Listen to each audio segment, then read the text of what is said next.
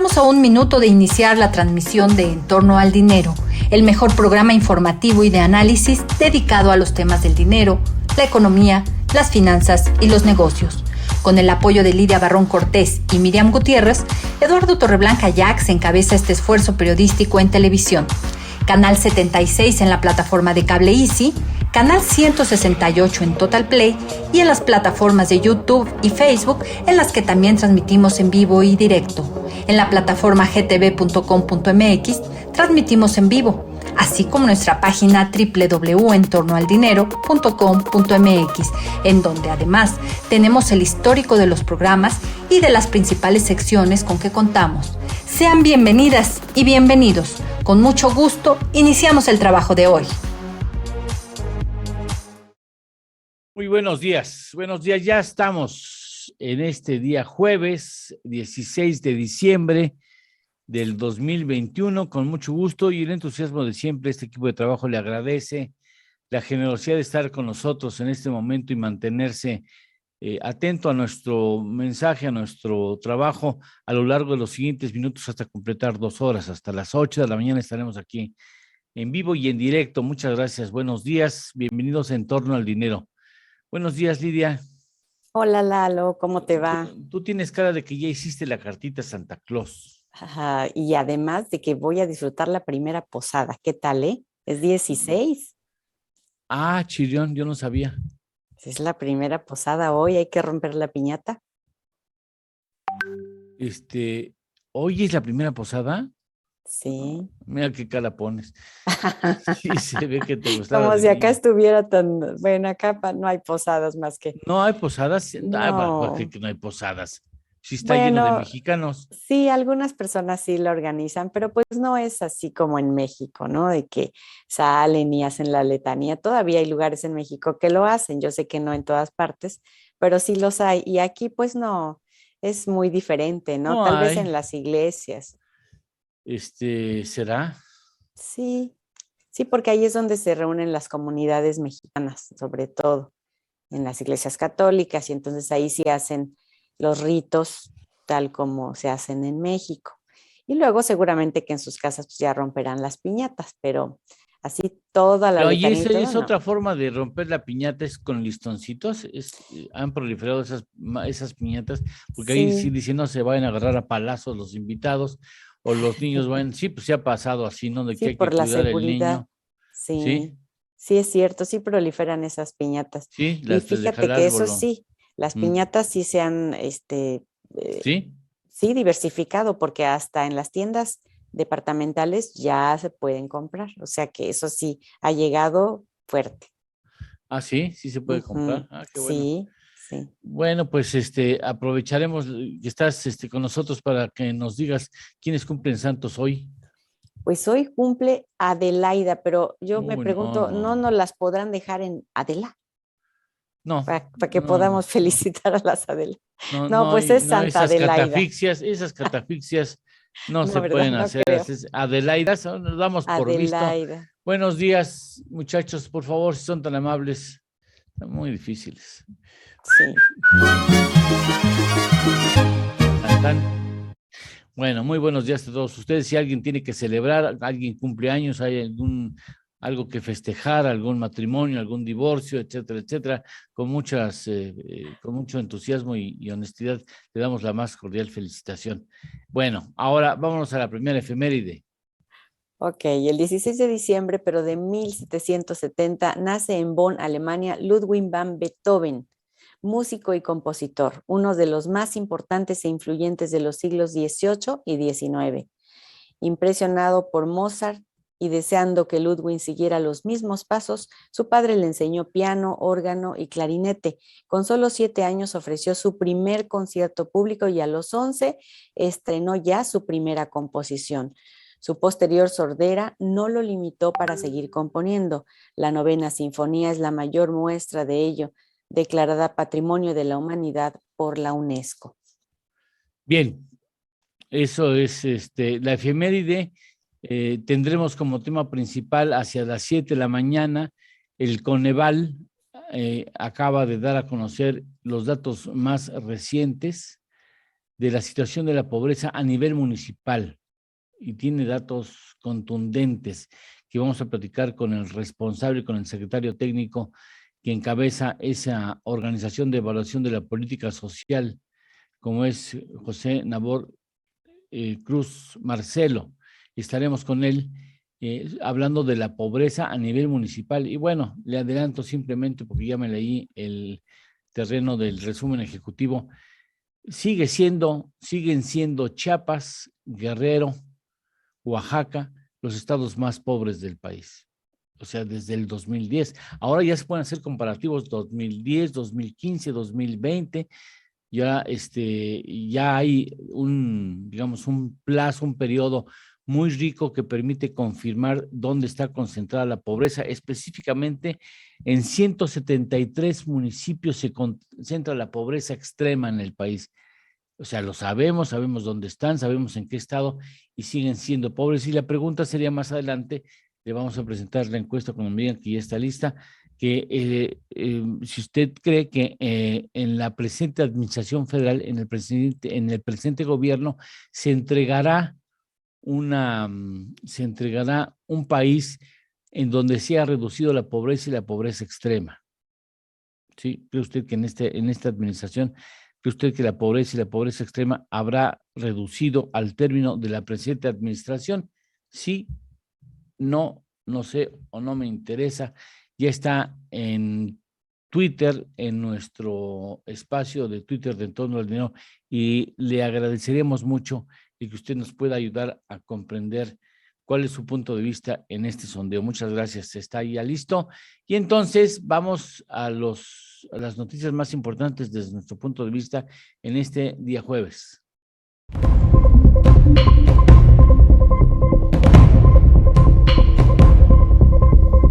Reserva Federal de Estados Unidos anticipa final de compras de bonos. Mantiene sin cambio la tasa de interés, pero prevé 3 alzas de 1/4 punto en 2022. El presidente López Obrador anuncia que propondrá a la exsecretaria de Economía, Graciela Márquez, para presidir el Instituto Nacional de Estadística y Geografía. Banco de México debe tomar acción más firme frente a la inflación, señala el Instituto Mexicano de Ejecutivos de Finanzas. Retiros por desempleo continúan en aumento, suman 21,835 millones de pesos entre enero y noviembre de 2021. Debido al cierre de actividades no esenciales durante 2020, sector turismo registró caída de 25,4%, informó el INEGI. Ley aprobada por el Congreso estadounidense exige a México y Canadá cooperar con la Unión Americana para restringir importaciones chinas de productos elaborados con trabajo forzoso. Deuda mundial aumentó 256% del PIB mundial durante la pandemia, reveló el Fondo Monetario Internacional. Vamos a los encabezados. ¿Qué dicen los encabezados de los diarios generales en el país? Bueno, en los que circulan en la capital de la República Mexicana y presumiblemente tienen alcance nacional. Leti, buenos días, ¿cómo estás? Muy buenos días. Estos son los encabezados de los diarios que se editan en la Ciudad de México este jueves 16 de diciembre. Reforma. Detecta INE difuntos, firmas falsas, perros. Reportan fallas en apoyos para consulta de revocación de mandato. El Universal. Dan a migrantes código QR para salir de Chiapas. El Instituto Nacional de Migración cancela los traslados gratuitos y pide que vayan a otros estados con sus propios recursos. Extranjeros protestan. Excelsior. Saldívar. Rompimos las redes clientelares. Rinde su tercer informe al frente de la Suprema Corte de Justicia de la Nación. Milenio. Saldívar categórico. Ya no hay corrupción en el Poder Judicial. El presidente de la Suprema Corte también decreta el fin del nepotismo en un acto con asistencia de López Obrador, Claudia Sheinbaum y Marcelo Ebrard. La Jornada. Urgen fiscales de Estados Unidos proteger a testigos del caso García Luna. También que millones de documentos sean de seguridad nacional. El Financiero. Acelera Fed el retiro del estímulo monetario. Posibilidad de hasta 3 aumentos de la tasa de interés en 2022. El Economista. Acelera reducción Fed de estímulos monetarios para contener inflación. Prevé elevar la tasa 3 veces en 2022. El Heraldo de México despliegan Guardia Nacional en la Ciudad de México, 4,000 elementos. El Sol de México valúa la Sedena en 42 millones de pesos sus animales, patrimonio del Ejército. La Razón de México, Moreira, patada al neoliberalismo no nos acerca a posición de Morena. Líder de los diputados del PRI, explica postura ideológica. Y hasta aquí los encabezados de este jueves, Lalo. Muchas gracias. Gracias, Leti. Gracias. Le invitamos a participar en este sondeo que ya está expuesto en Twitter, en nuestra red social de Twitter, donde le preguntamos a usted si cree que en la presente administración habrá de reducirse o de entregar al país con menor pobreza extrema de la que se recibió. Con mucho gusto le invitamos a que participe con nosotros. Por lo pronto, ¿cómo van los resultados? Francisco, buenos días. Buenos días. Hasta el momento el resultado de nuestro sondeo, ¿cree usted que la pobreza y la pobreza extrema habrá reducido al término de la presente administración? El 100% opina que no. Opina que no. Bueno, hasta el momento. Hasta el momento. Y vamos hasta el momento. Ya tenemos ¿cómo están las temperaturas, por cierto? ¿Cómo están la temperatura allá en Texas? Como primavera, puedes creerlo, en pleno diciembre. Estamos bien locos, sí. De veras, oye, y sería mira, hoy están en 23 grados en Dallas, ¿qué tal, ¿No se habrán equivocado? No. 23, Texas es loco. ¿Sí? 23 centígrados. Sí, 23 centígrados. 23 centígrados. Creo que soy la más alta de todos en temperatura. Sí, no sé, vamos con Iztacalco. Es Iztacalco la que corresponde a Juan Núñez. 11 grados. 11 grados, mira más, qué barbaridad, qué diferencia de mitad. Temperaturas. Después pasamos a la zona de la Condesa. Alcaldía Cuauhtémoc a 10 centígrados. A 10 centígrados. Después vamos a donde es Coyoacán, ¿no, Francisco? Sí, estamos a 11 centígrados, igual que Juan. Y bueno, la última instancia es Cocoyoc, Morelos, 14 grados centígrados. Dime, ¿ibas a decir algo? ¿Vas a decir algo? ¿No? No, estoy nada más viendo que en Cocoyoc, que estamos más altos que Cocoyoc, que es siempre una temperatura muy cálida. Sí, bueno, pues así está el mundo, ¿no? Finalmente, vamos a aprovechar y saludamos a quienes nos saludan. Claro que sí, con mucho gusto. A Eduardo Carriola Nava, como todas las mañanas, muy buenos días desde Laredo, Texas. José Enrique dice, buenos días, comunidad. Francisco Castillo dice, buenos días, Lalo y Lidia, desde Houston, Texas, y dice que allá sí hacen la posada, pero en la iglesia, te digo que acá se acostumbra así, en una iglesia que se llama de San Esteban, que yo supongo que debe ser católica, porque ahí es donde se hacen las posadas, y la comunidad latina siempre pues es más dada a ese tipo de iglesia católica. También nos saluda Tavo Rivera, saludos desde las fabulosa Vegas, Nevada, anda paseando, yo creo. Tavo Rivera. David Nieto dice, excelente día y mucho éxito. Mirna González Altamirano nos saluda desde Mérida, Yucatán, como todas las mañanas, y hoy dice que el cafecito va más cargado, sobre todo de buenas intenciones, para ir cerrando la semana. También Vale NT nos saluda desde San Luis Potosí, nos saluda Alex Escadrufo, nos saluda también Pepe Olvera desde León, Guanajuato, y dice, está a 7 grados. Buenos días y fríos jueves, dice. Sí, jueves. Belén González Serrano también nos saluda. Belén, ¿dónde está ahora Belén? Ella bien solo dice buenos días, no sé dónde anda. De veras que nos platique, ¿verdad? Ella no sé, ha pasado en el año que llevamos transmitiendo 2 horas de lunes a viernes, ha cambiado varias veces de domicilio. No sabes cómo la admiro. Ella no tiene libreras, tiene cajas. Entonces así lo único que hace es ya nada más saca las cosas toma y se va. Y se va, sí, porque ha tenido varios. No sé a qué se dedicará su esposo, pero su esposo viaja mucho, tiene que viajar mucho y cambiar de domicilio, y ella pues le va acompañando, ya le tomó el gusto al asunto, entonces ha recorrido gran parte de Estados Unidos. A lo mejor es embajador, ¿verdad? ¿no? No sé, no creo. Me da la impresión que es un empresario de alguna otra Empresario. rama. Pero bueno, muchas gracias por Ujú. estar con nosotros, Belén. Gracias. A veces decía, ya estoy en la parte oeste, de Estados Unidos, por ejemplo, estaba en Dice New California. One, ya nos contestó, mira, y se está riendo. Dice, jajaja, sí, cajas que uso. Sí, pues sí. Sí. Ella debería ser Sí, una empresaria en Georgia está. de las que fabrican cajas de cartón. No, pues ella las transporta nada más llenas de cosas. No, bueno, Ya se podría ser está riendo empresaria. ahí. Sí, bueno. Sí, cuando estaba en la parte de Los Ángeles, no nos escuchaba porque nosotros empezamos a las 4 Ah, de la mañana para ella, oh, sí, sí, porque sí. no podía. En la Oye, mira, costa oeste. permíteme, dice, una consulta, por favor, ¿podrían incluir en su sección para entender economía, cómo es que el mundo entero se puede endeudar con la nota que dieron que la deuda del mundo aumentó este año? Con mucho gusto. Betina Chávez, hoy ¿me acuerdas que se lo pregunte a Ortiz Niño y mañana se lo preguntamos a Ernesto Farrell? ¿Me acuerdan? ¿Me acuerdas, Leti? Que mañana le preguntemos, sí, por favor. Sí. 20 grados centígrados en San José, Costa Rica, Mauricio Salgado, que tiene unas fotos. Uy, les voy a meter hoy una fotografía. No manches, la que me mandó ayer y no la pudimos meter. No, ¿sabes qué fotografías?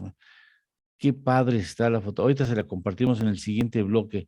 Con mucho gusto, muchas gracias por mandarnos fotografías tan bellas. Qué bonito. Después, Betina Sánchez, pues también aquí hay otro, permíteme. 8 grados en Roberto Arias Hinojosa, 8 grados, no me digas, en Guadalajara, 8 grados centígrados. Imagínate, más bajo que en Texas. Sí, Bueno, ahorita increíble. seguimos. Por lo pronto, en la pausa comercial vamos a darle lectura a la columna de Sergio Sarmiento que habla sobre ni en Dinamarca, ¿no? O sea, aquí en México los alimentos, los medicamentos, ¿sí? Se les va a ir del laboratorio a la puerta misma del enfermo, ¿sí? Ahorita se va a enterar usted. Hacemos una pausa. Esto es En torno al dinero. Con Eduardo Torreblanca y Lidia Barrón Cortés. Hacemos una pequeña pausa y continuamos.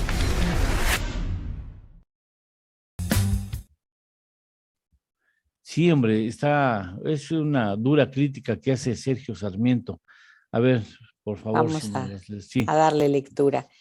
Dice, ante el regaño público del presidente López Obrador el 10 de noviembre al titular del INSABI, Juan Ferrer, y el secretario de Salud, Jorge Alcocer, el primero quiso congraciarse y ofreció el 29 de noviembre una promesa sorprendente. El propio laboratorio va a entregar el medicamento en la casa del paciente. Podría uno pensar que Ferrer, quien asumió la titularidad del Instituto de Salud para el Bienestar sin experiencia previa en salud, simplemente se habría equivocado, pero no. Afirmó con mucha confianza que ya el anexo técnico de esta adquisición que estamos haciendo para 2022 lo contempla así. Y añadió, el propio laboratorio va a entregar con sus operadores logísticos y enviará una fotografía digital del abasto en domicilio al paciente y con eso tenemos la libertad de pagarle de inmediato. Tenemos que volverlos más eficientes. Quizá deberíamos estar orgullosos. Este es un sistema que no tiene ni Dinamarca y con razón. Parece imposible crear ese Uber de los medicamentos con el que sueña el titular del INSABI, nombrar a personas sin conocimiento a posiciones técnicas tiene un costo enorme para la sociedad. Sí. Ferrer parece incapaz de entender la magnitud de la tarea de distribución de medicamentos para el sector público. El sistema requiere la compra y distribución de 1,380 claves de medicamentos y cientos más de materiales de curación con requerimientos distintos de refrigeración, almacenamiento y caducidad, los cuales deben llegar a por lo menos 4,500 centros de salud.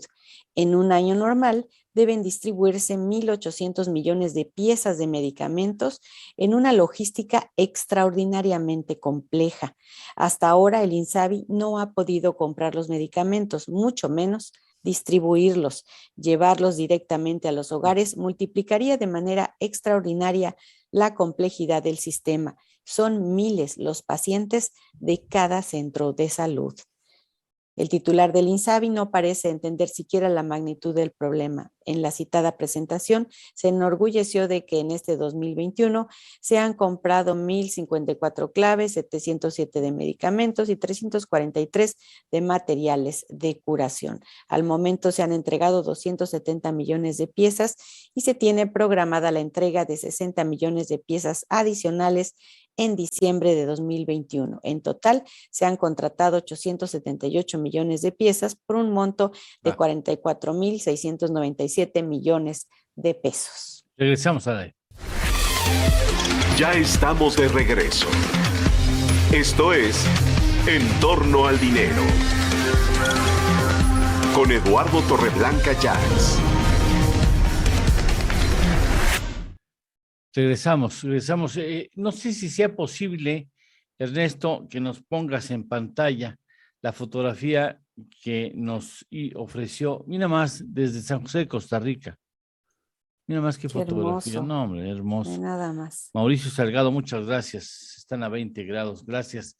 Bueno, vamos a los encabezados de los diarios especializados en cuestiones de economía y finanzas o de las secciones respectivas. Leti. Estos son los encabezados de las secciones de Economía, Negocios y Finanzas de los diarios que se editan en la Ciudad de México este jueves 16 de diciembre. Negocios del periódico Reforma. Violaría Canadá-Temec por autos. Analiza Trudeau alinearse con Estados Unidos en incentivos eléctricos. Cartera del Universal. Coneval. Repunta pobreza extrema en 233 municipios. Durante 2020, la concentración de la población en esa situación se presentó principalmente en los espacios urbanos. Dinero de Excelsior, más opacidad en el gasto social estatal. Análisis de Regional. Negocios de Milenio. Nos preocuparía no estar en México, sostiene Botín. Santander. La presidenta del Banco Español señala que de los 6,000 millones de dólares que inyectará en América Latina, 520 millones de dólares irán a México el próximo año. Economía del diario La Jornada. Retiro por desempleo en las Afore impone récord, reporta la CONSAR. En 11 meses suman 20,056 millones de pesos. Economía, mercados e indicadores del financiero. Reserva Federal acelera el retiro de los estímulos monetarios. Los miembros del Banco Central avisoran 3 incrementos a la tasa de interés de los fondos federales para 2022. Empresas y negocios del Economista. Por la pandemia, el PIB turístico cayó 3 veces lo que la economía en el 2020. Valor real descendió 25.4%. Mercados del Heraldo de México. 38% cayó inversión en 3 años de gobierno. Finanzas de El Sol de México. Márquez va directo a presidencia del INEGI. La primera al frente del instituto. Negocios de La Razón de México. En Oaxaca, Chiapas y Guerrero, municipios con mayor pobreza. En Nuevo León, Ciudad de México y Sonora, los porcentajes más bajos. Hasta aquí los encabezados de Economía y Finanzas, Lalo. Muchas gracias. Vamos rápidamente a los mercados. ¿Cómo cerraron los mercados ayer? El mercado estadounidense concluyó la jornada con ganancias. El promedio industrial Dow Jones registró un avance de 1.08% y se ubicó en 35,927.43 unidades. El Standard & Poor's ganó 1.63% a 4,709.85 unidades. El índice Nasdaq presentó una ganancia de 2.15% y se ubicó en 15,565.58 unidades. El mercado mexicano finalizó la jornada de manera negativa. El índice de precios y cotizaciones registró una variación de menos 0.15% y se ubicó en 51,163.66 unidades. En la Bolsa Institucional de Valores, el índice FTSE/Viva perdió 0.14% a 1,056.42 unidades. Los petróleos, el West Texas se cotizó en $71.62 el barril tras incrementar su precio en 1.06%. El Brent del Mar del Norte se vendió en $73.88 con un incremento de 0.24%. La mezcla mexicana de exportación se cotizó en $65.70 dólares, luego de registrar un retroceso de 1.58% en su precio. Las divisas: el dólar interbancario se cotizó a 21.10 pesos y el euro a 23.93 pesos, todo ello con datos del Banco de México. Bien, 20.94, esa es la cotización en estos momentos del peso mexicano frente al dólar estadounidense. Pierde el dólar 0.32%, los petróleos avanzan, ambos 0.83% hoy. El West Texas está en 71.46 y el Brent del Mar del Norte en 74.49. Y le adelanto que el Banco Central Europeo acaba de incrementar la tasa de interés de referencia. Esto es importante, es muy importante. Da un paso hacia adelante e incrementa la tasa de interés el Banco Central Europeo con el propósito de atajar a la inflación. Y esto genera una serie de movimientos en el mismo sentido en otros bancos centrales.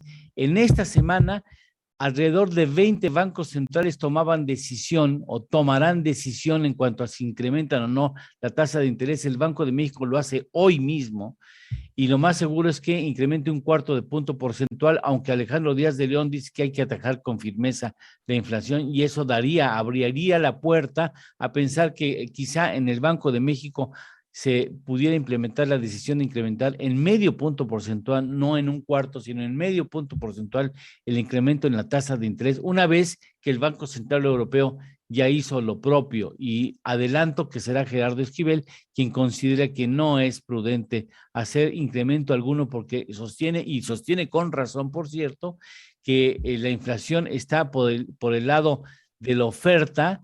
La presión inflacionaria viene por el lado de la oferta y no viene por el lado de la demanda. Entonces, de nada sirve incrementar la tasa de interés cuando el problema no es digamos, la acumulación de demanda la que está generando los precios a la alza, sino más bien la imposibilidad de la oferta de poder satisfacer los productos en el mercado. Pero bueno, un poco más adelante le vamos a dar los detalles de lo que sucedió hoy en el Banco Central Europeo. Acaba de dar a conocer de que incrementa la tasa de interés el Banco Central Europeo. Vamos con Francisco ahora. Francisco, tienes saludos y reflexiones, ¿verdad? Sí, claro que sí. Tenemos un comentario que dice así: hola, buenos días.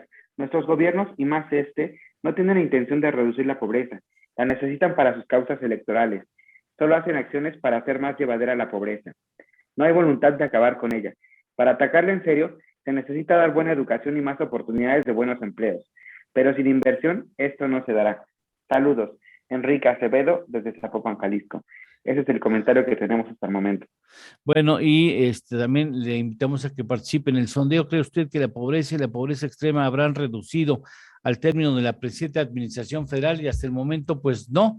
Hasta el momento se considera que no. Ciertamente, pues el asunto de la pandemia complicó mucho las cosas. México ya venía reduciendo tímidamente esas calamidades sociales y con la pandemia se perdió todo lo que se había recuperado y aún más se acumuló la pobreza y la pobreza extrema en nuestro territorio. Hablaremos a las 7 de la mañana con el responsable del Coneval hablando del informe que dio a conocer ayer sobre la pobreza a nivel municipal y mucho vamos a aprender sobre la situación lamentable que viven muchos mexicanos, sobre todo en los estados de Oaxaca, Guerrero y Chiapas, donde se concentra fundamentalmente los 173 municipios que concentran la pobreza y la pobreza extrema en el país. Hacemos una pausa. ¿Tienes saludos, Lidia? Sí, tenemos saludos. Bueno, ya contestó Belén González, dice que nada de que hace cama, su esposo es constructor, dice, es constructor. Y bueno, Sergio Sánchez nos saluda, dice muy buenos días compañeros de En Torno al Dinero, dice que siempre está presente y que además está a 2 grados en Toluca, Sergio Sánchez. 2 grados en Toluca. Frito, ¿eh? ¿Qué tal? Él ahorita es el más frío que nos ha reportado. Y Pepe Olvera, desde León, Guanajuato, está a 7 grados. Dice, buenos y fríos jueves. Buenos y fríos jueves. Hacemos una pausa, son las 6:28 y regresamos En Torno al Dinero. Esto es En Torno al Dinero. Con Eduardo Torreblanca y Lidia Barrón Cortés. Hacemos una pequeña pausa y continuamos. En el país hay tanto que hacer, tantos pendientes que debemos de atender. Y esto de la sucesión adelantada a mí, la verdad que me enferma. Y ahora resulta que no solamente a Claudia le gritan, Claudia presidenta, y Claudia presidenta, sino también a Monreal, ¿no? A ver, vamos con Leti, tienes a Francisco Garfias en Arsenal hablando de este asunto. Así es, Lalo. Escribe, contrariado porque el grupo plural que coordina en el Senado no fue tomado en cuenta en los acuerdos para formar la comisión permanente, el senador Germán Martínez se le fue encima a su exaliado Ricardo Monreal, presidente de la Junta de Coordinación Política de la Cámara Alta. Sin mucho pensarlo, descalificó las aspiraciones del político zacatecano a la presidencia de la República. No solo lo acusó de faltar a su palabra, sino que consideró que no tiene estatura para aspirar a nada. Si no se reivindica el diálogo con hechos, si no se reivindica el acuerdo con hechos, no se tiene estatura para aspirar absolutamente a nada. Vamos a la confrontación de ideas sin insultos y a ver la estatura que tienen aquí hasta los que quieren ser presidentes de México y no tienen estatura para cumplir con su palabra. Eso fue lo que comentó. Las airadas palabras del senador Martínez provocaron una inmediata reacción de la bancada de Morena en la Cámara Alta. Al fuerte aplauso a Monreal siguió el grito de presidente, presidente, que se escuchó hasta el antiguo palacio del ayuntamiento, y otro que por la misma razón reclamó airadamente sin hacer descalificaciones personales fue el senador de Movimiento Ciudadano, Dante Delgado. Dijo que Morena y los partidos de la Alianza por México están utilizando instrumentos de perversión política de componenda para excluir a Movimiento Ciudadano. Monreal se la tomó con calma. Vamos, regresamos al aire. Ya estamos de regreso. Esto es En torno al dinero. Con Eduardo Torreblanca Llanes.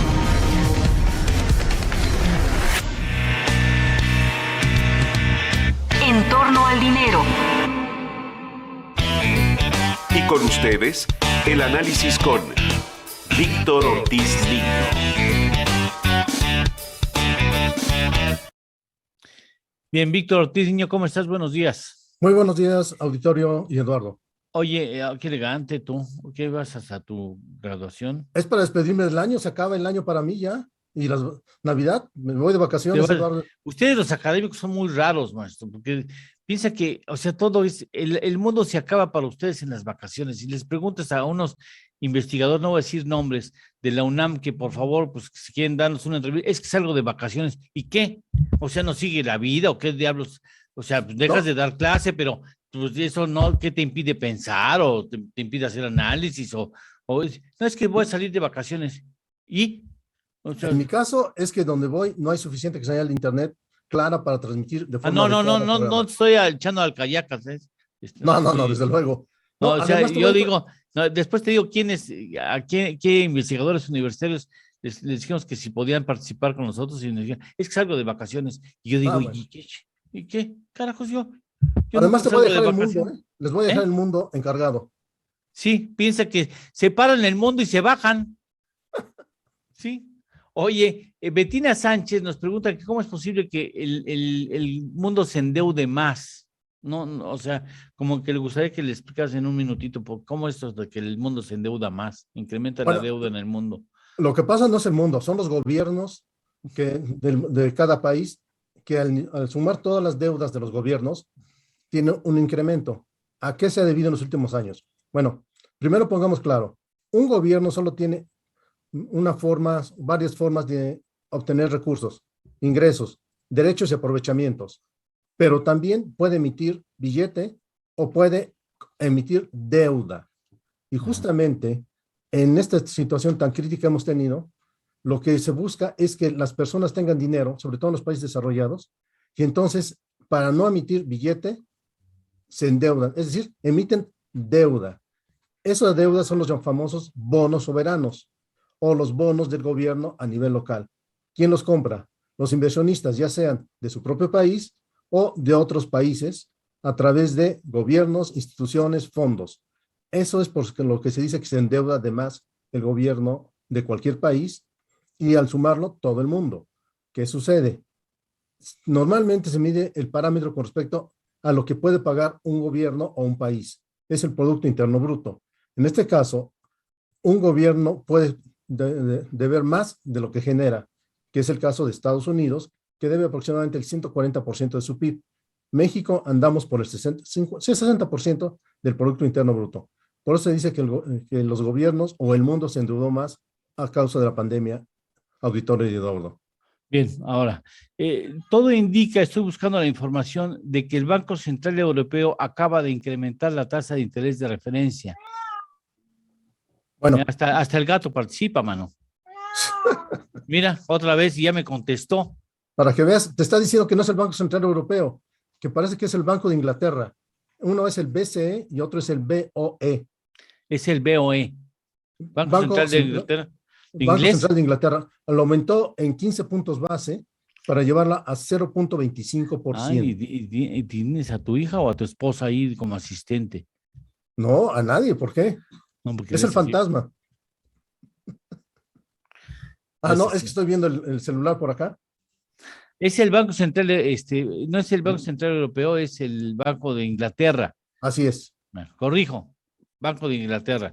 Incrementa en 15 puntos base. así es, a 0.25%. Pues ya súbelo en la mesa. ¿Es gato o gata? No, es gatito. Pues dile que qué bien. También participan aquí con nosotros. Ve, parece que hasta me contestó, ¿ah? Qué curioso. Sí, definitivamente. Bueno, entonces el Banco Central inglés. Así es. El Banco Central inglés, el que incrementa en 15 puntos, acelera la Fed. No, fíjate, fuimos los primeros en decirle a usted, que el Banco inglés incrementó la tasa de interés. No hay ni una sola maldita noticia en la red todavía. No, solo lo sacó Bloomberg. Lo sacó Bloomberg como alerta. Así es, y hace como 6 minutos. Sacan alerta, no dan la información completa, sino simplemente mandan la información, el encabezado, digámoslo así. Sí, de hecho es lo que estaba sentado, por eso estaba volteando. Ah, bueno, entonces tú dime, ¿de qué hablas hoy? Justamente a través, en ese sentido, Eduardo y auditorio, porque la decisión de política monetaria por parte de la Fed dejó en claro que no habrá, que habrá un recorte en la liquidez, pero que no se tiene claro si van a aumentar las tasas de interés. ¿Y esto por qué? Porque en el anuncio que realizó el día de ayer, dejó claro que va a dejar de comprar 30,000 millones de dólares en lugar de 15,000 millones de dólares en bonos tanto del gobierno como de hipotecarios, es decir, retira liquidez. El segundo punto que dejó claro, de acuerdo al comunicado, es que va a haber 3 aumentos en las tasas de interés a partir de 2022. Sin embargo, posteriormente, en un discurso, su presidente James Powell dijo que esto sucedería en base a las condiciones. Entonces tiene incertidumbre si lo van a aumentar o no. Es decir, tenemos señales encontradas en este sentido. Y justamente lo que está sucediendo es por la inflación. Esta situación, más la que ya comentamos, va a hacer que en el caso de México, el balance de riesgos, como le llama en el comunicado, tenga en cuenta esto. Y entonces la pregunta es, ¿va a aumentar 1/4 de punto o medio punto? Desde mi punto de vista va a ser medio punto, no 1/4, justamente por todo el cóctel que está generando a nivel internacional y a nivel local. También no olvidemos que es la última vez que el gobernador que actualmente preside al Banco de México lo hace porque a partir de enero ya es la nueva gobernadora. Y en este sentido quisiera comentar 2 aspectos, Eduardo y auditorio. Primero, en los últimos 6 meses se han realizado cambios en el Gabinete Financiero de México. En junio se cambió al secretario de Hacienda. Hace aproximadamente un mes al presidente de la Comisión Nacional Bancaria y de Valores. Ahora también van a cambiar a miembros de la Junta de Gobierno del Instituto de Protección de Ahorro Bancario y desde mi punto de vista son personas muy capaces, muy profesionales. Sin embargo, no tienen experiencia sobre lo que es el sistema financiero mexicano, no han trabajado en el mismo. Entonces, desde mi punto de vista, tenemos un gabinete que está aprendiendo en el término en los aspectos financieros y lo hará a partir del mes de enero, con todos los riesgos y todos los problemas que pueden acarrear esta situación, auditor y Eduardo. Y ahí les dejo el mundo. Bueno, déjame darle lectura a la información que ya llega por parte de Associated Press. El Banco de Inglaterra subió este jueves las tasas de interés para combatir los crecientes precios al consumo y se convirtió en el primer banco central de las principales economías del mundo que lo hace desde el inicio de la pandemia de coronavirus. Es una decisión que probablemente aumentará el costo de las hipotecas, el costo de las hipotecas y préstamos. El banco aumentó su tasa principal de interés desde un mínimo récord de 0.1%, imagínense 0.1% el interés, no 0.1% a 0.25% para frenar, fue un cuarto de punto porcentual, para frenar la creciente inflación derivada de los altos costos de la energía, la falta de mano de obra y otros factores. Fue una decisión algo inesperada debido a la enorme incertidumbre económica en torno a la expansión de la variante Omicron del coronavirus. La decisión del Banco de Inglaterra llega al día siguiente de que la Fed anunciara lo que ya nos explicó Víctor Ortiz Niño, de que va a acelerar el retiro de estímulo monetario de compra de bonos vinculados con la Fed o bien vinculados a valores hipotecarios, ¿no? En cambio, se esperaba que el Banco Central Europeo adoptara una posición más cautelosa en su reunión de este jueves y resulta que aumente un cuarto de punto porcentual y esto generará cambios necesarios importantes en el resto de los bancos centrales del mundo y obviamente los bancos centrales de países subdesarrollados como el nuestro tendrán que seguir la misma pauta y a lo mejor con mayor fortaleza. Bueno, Víctor, esta es la última vez que nos vamos a ver, ¿verdad? Aquí en este año. Sí, así es, auditorio y Eduardo. Muchas gracias, te mando un fuerte abrazo, mi agradecimiento por supuesto y muchas gracias, que tengas un excelente fin de año y que tengas salud y armonía en tu hogar el próximo año. Sigue pareciendo que es demasiado elegante para un último día de trabajo. Estás demasiado elegante, a mí se me hace que vas aquí. Bueno, es para decirles felices fiestas. No, lo mejor no. para a mí no me vendas esa, porque no te la compro. No, estás demasiado elegante. A mí se me hace que vas a ser parte de un pastel de bodas, sí. De 15 años al ratito. ¿De 15 años? 15 años. ¿15 años? ¿Tú vas a estar arriba del pastel? No.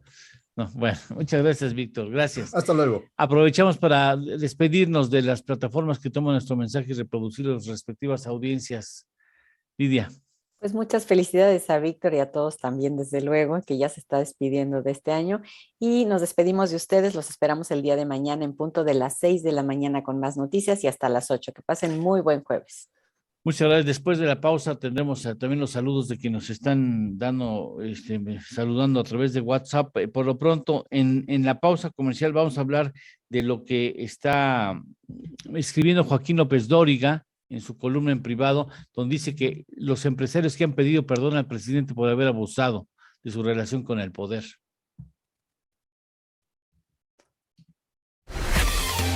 Esto es En torno al dinero. Con Eduardo Torreblanca y Lidia Barrón Cortés. Hacemos una pequeña pausa y continuamos.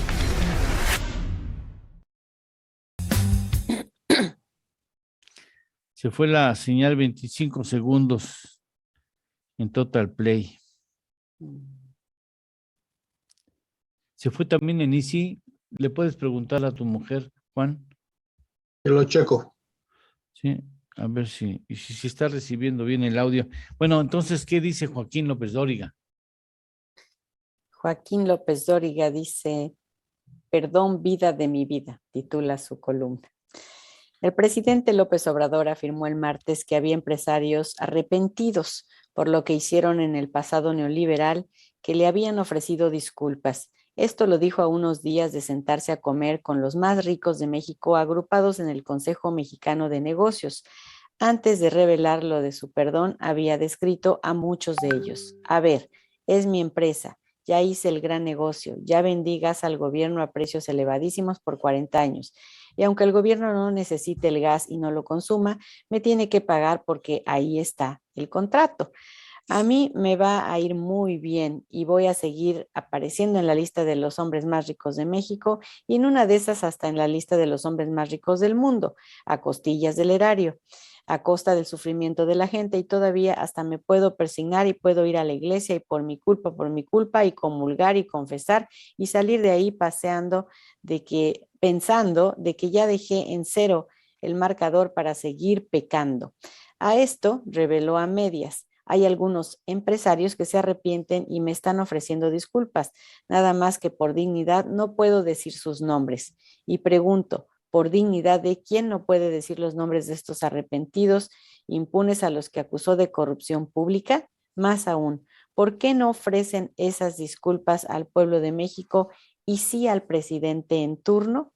Pues porque siguen haciendo negocios con este gobierno, algunos de ellos los más jugosos de su vida, y en su arrepentimiento ya fueron absueltos por El Salvador. Y porque de los arrepentidos no será, ya es el reino de la 4T, dice Joaquín López Dóriga en su columna. Oye, parece que tuvimos una ligera suspensión de la señal. Estamos pidiendo que de entornoaldinero.com.mx parece que una suspensión de señal. Preguntamos si ya regresamos. Dicen que ya se escucha.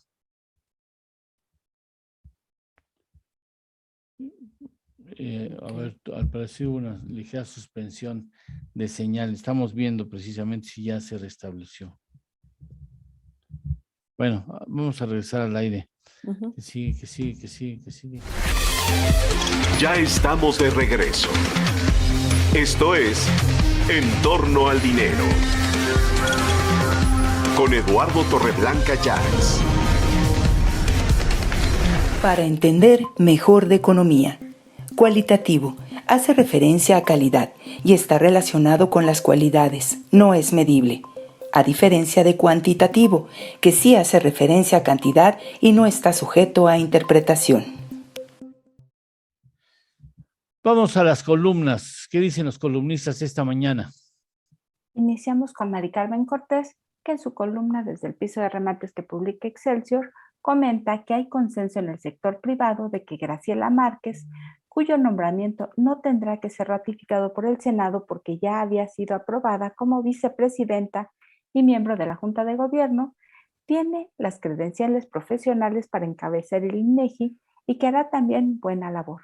Entre sus mayores retos está, al igual que en el caso de Victoria Rodríguez en Banxico, demostrar que antes que su cercanía con la 4T está la defensa de la autonomía del INEGI. Mari Carmen dice que también hay consenso en que Julio Santaella realizó una excelente labor al frente del INEGI, que es reconocido internacionalmente por la calidad de la difusión de su información estadística y geográfica en temas clave. La única razón por la que no fue ratificado es que López Obrador no quiere a nadie nombrado en el sexenio anterior y desprecia los órganos autónomos.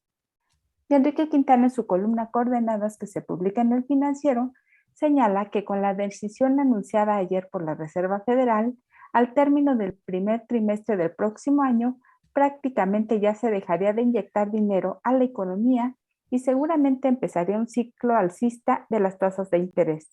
Advierte que para países como México, el reto será por partida doble, pues deberán diseñar estrategias defensivas para mitigar los efectos desestabilizadores que este proceso traerá consigo y al mismo tiempo alinear sus procesos internos para evitar que existan factores domésticos que contribuyan a desestabilizar la situación financiera.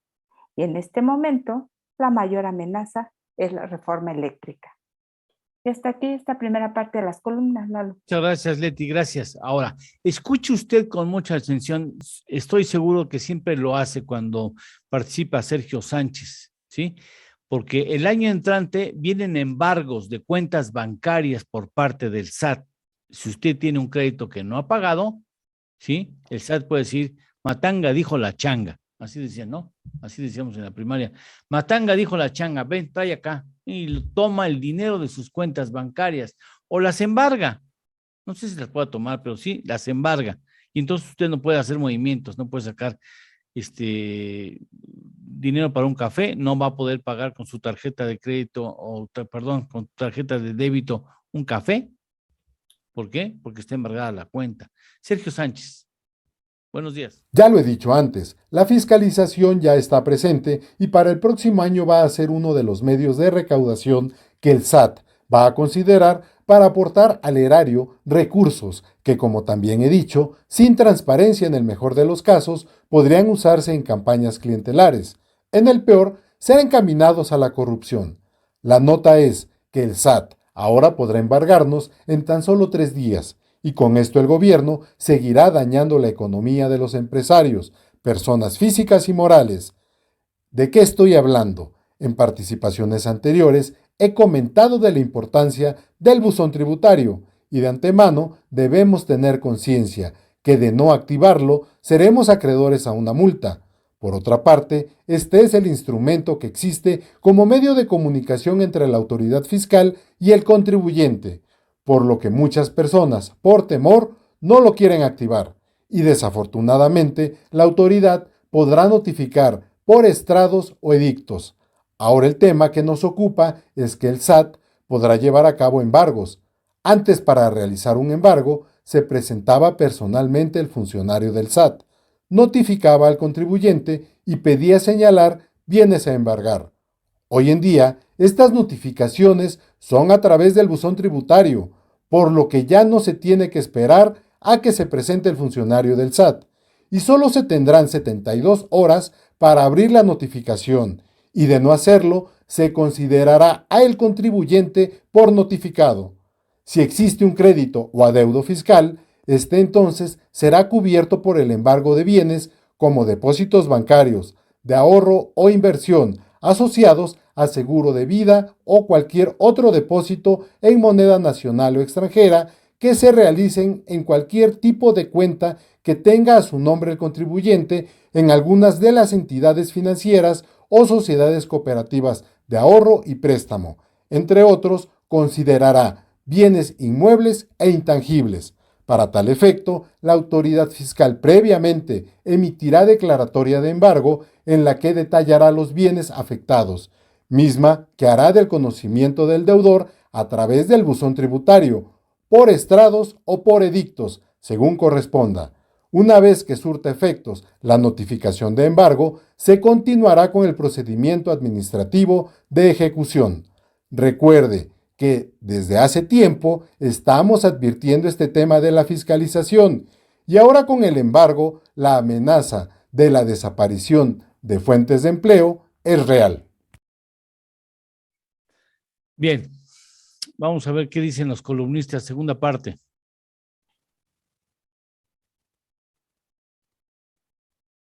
Continuamos, Lalo. Sí. Darío Celis, en su columna La Cuarta Transformación que publica El Financiero, comenta que si no sucede nada extraordinario, Servicios a la Navegación en el Espacio Aéreo Mexicano, el CNEAM, tendrá hoy en sus manos el estudio de aeronavegabilidad que NatBlue debió entregar hace más de un año. Se trata de la información básica que las aerolíneas comerciales necesitan para, en caso de que decidan relocalizar rutas e itinerarios en la nueva terminal aérea de Santa Lucía, poder trazar las llegadas y salidas. Mario Maldonado, en su columna Historia de Negocios que publica El Universal, señala que la Unidad de Inteligencia Financiera se dispuso a investigar a una serie de políticos, exfuncionarios, artistas y funcionarios en activo, los cuales tienen cuentas en paraísos fiscales. El nuevo titular de la dependencia, Pablo Gómez, desempolvó varios de los expedientes que dejó su antecesor y agregó otros.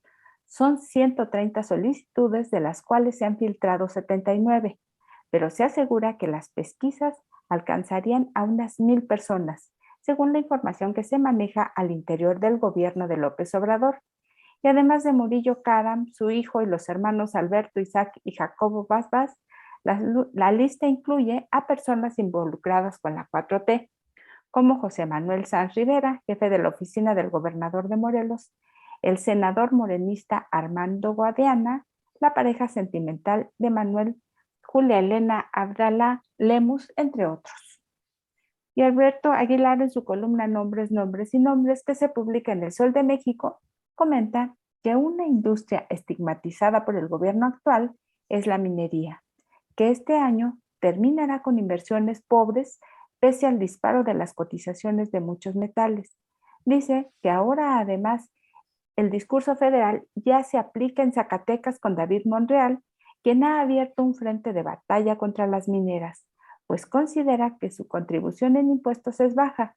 Sin embargo, cuando se revisan los números de Zacatecas, se ve que la contribución al PIB de la minería es importantísima y es la segunda después de la agricultura, dice, y no se diga en materia de empleos. Y hasta aquí las columnas de hoy, Lalo. Muchas gracias, gracias. Francisco, tenemos saludos. Claro que sí. Nos saluda Javier Bárcena desde Toluca, nos dice que él está a 2 grados. También Roberto Mejía nos saluda desde la Jusco y dice que el termómetro allá marca 3 grados. Eduardo de Jesús nos dice muy buenos días, ya aquí en primera fila, para escucharlos con el mejor análisis financiero de la mañana. La temperatura 2 grados en Aguascalientes. En Aguascalientes. David Nieto en Aguascalientes, como lo dice él. Y David Nieto nos dice, excelente día, buen jueves, éxito. También saludamos con gusto a Enrique González, desde Canton, Michigan, nos ve. Dice que allá amanecen a 13 primaverales grados. Y Gabriel Martínez nos dice que 22 grados en Austin, Texas. Son los saludos que tenemos hasta el momento.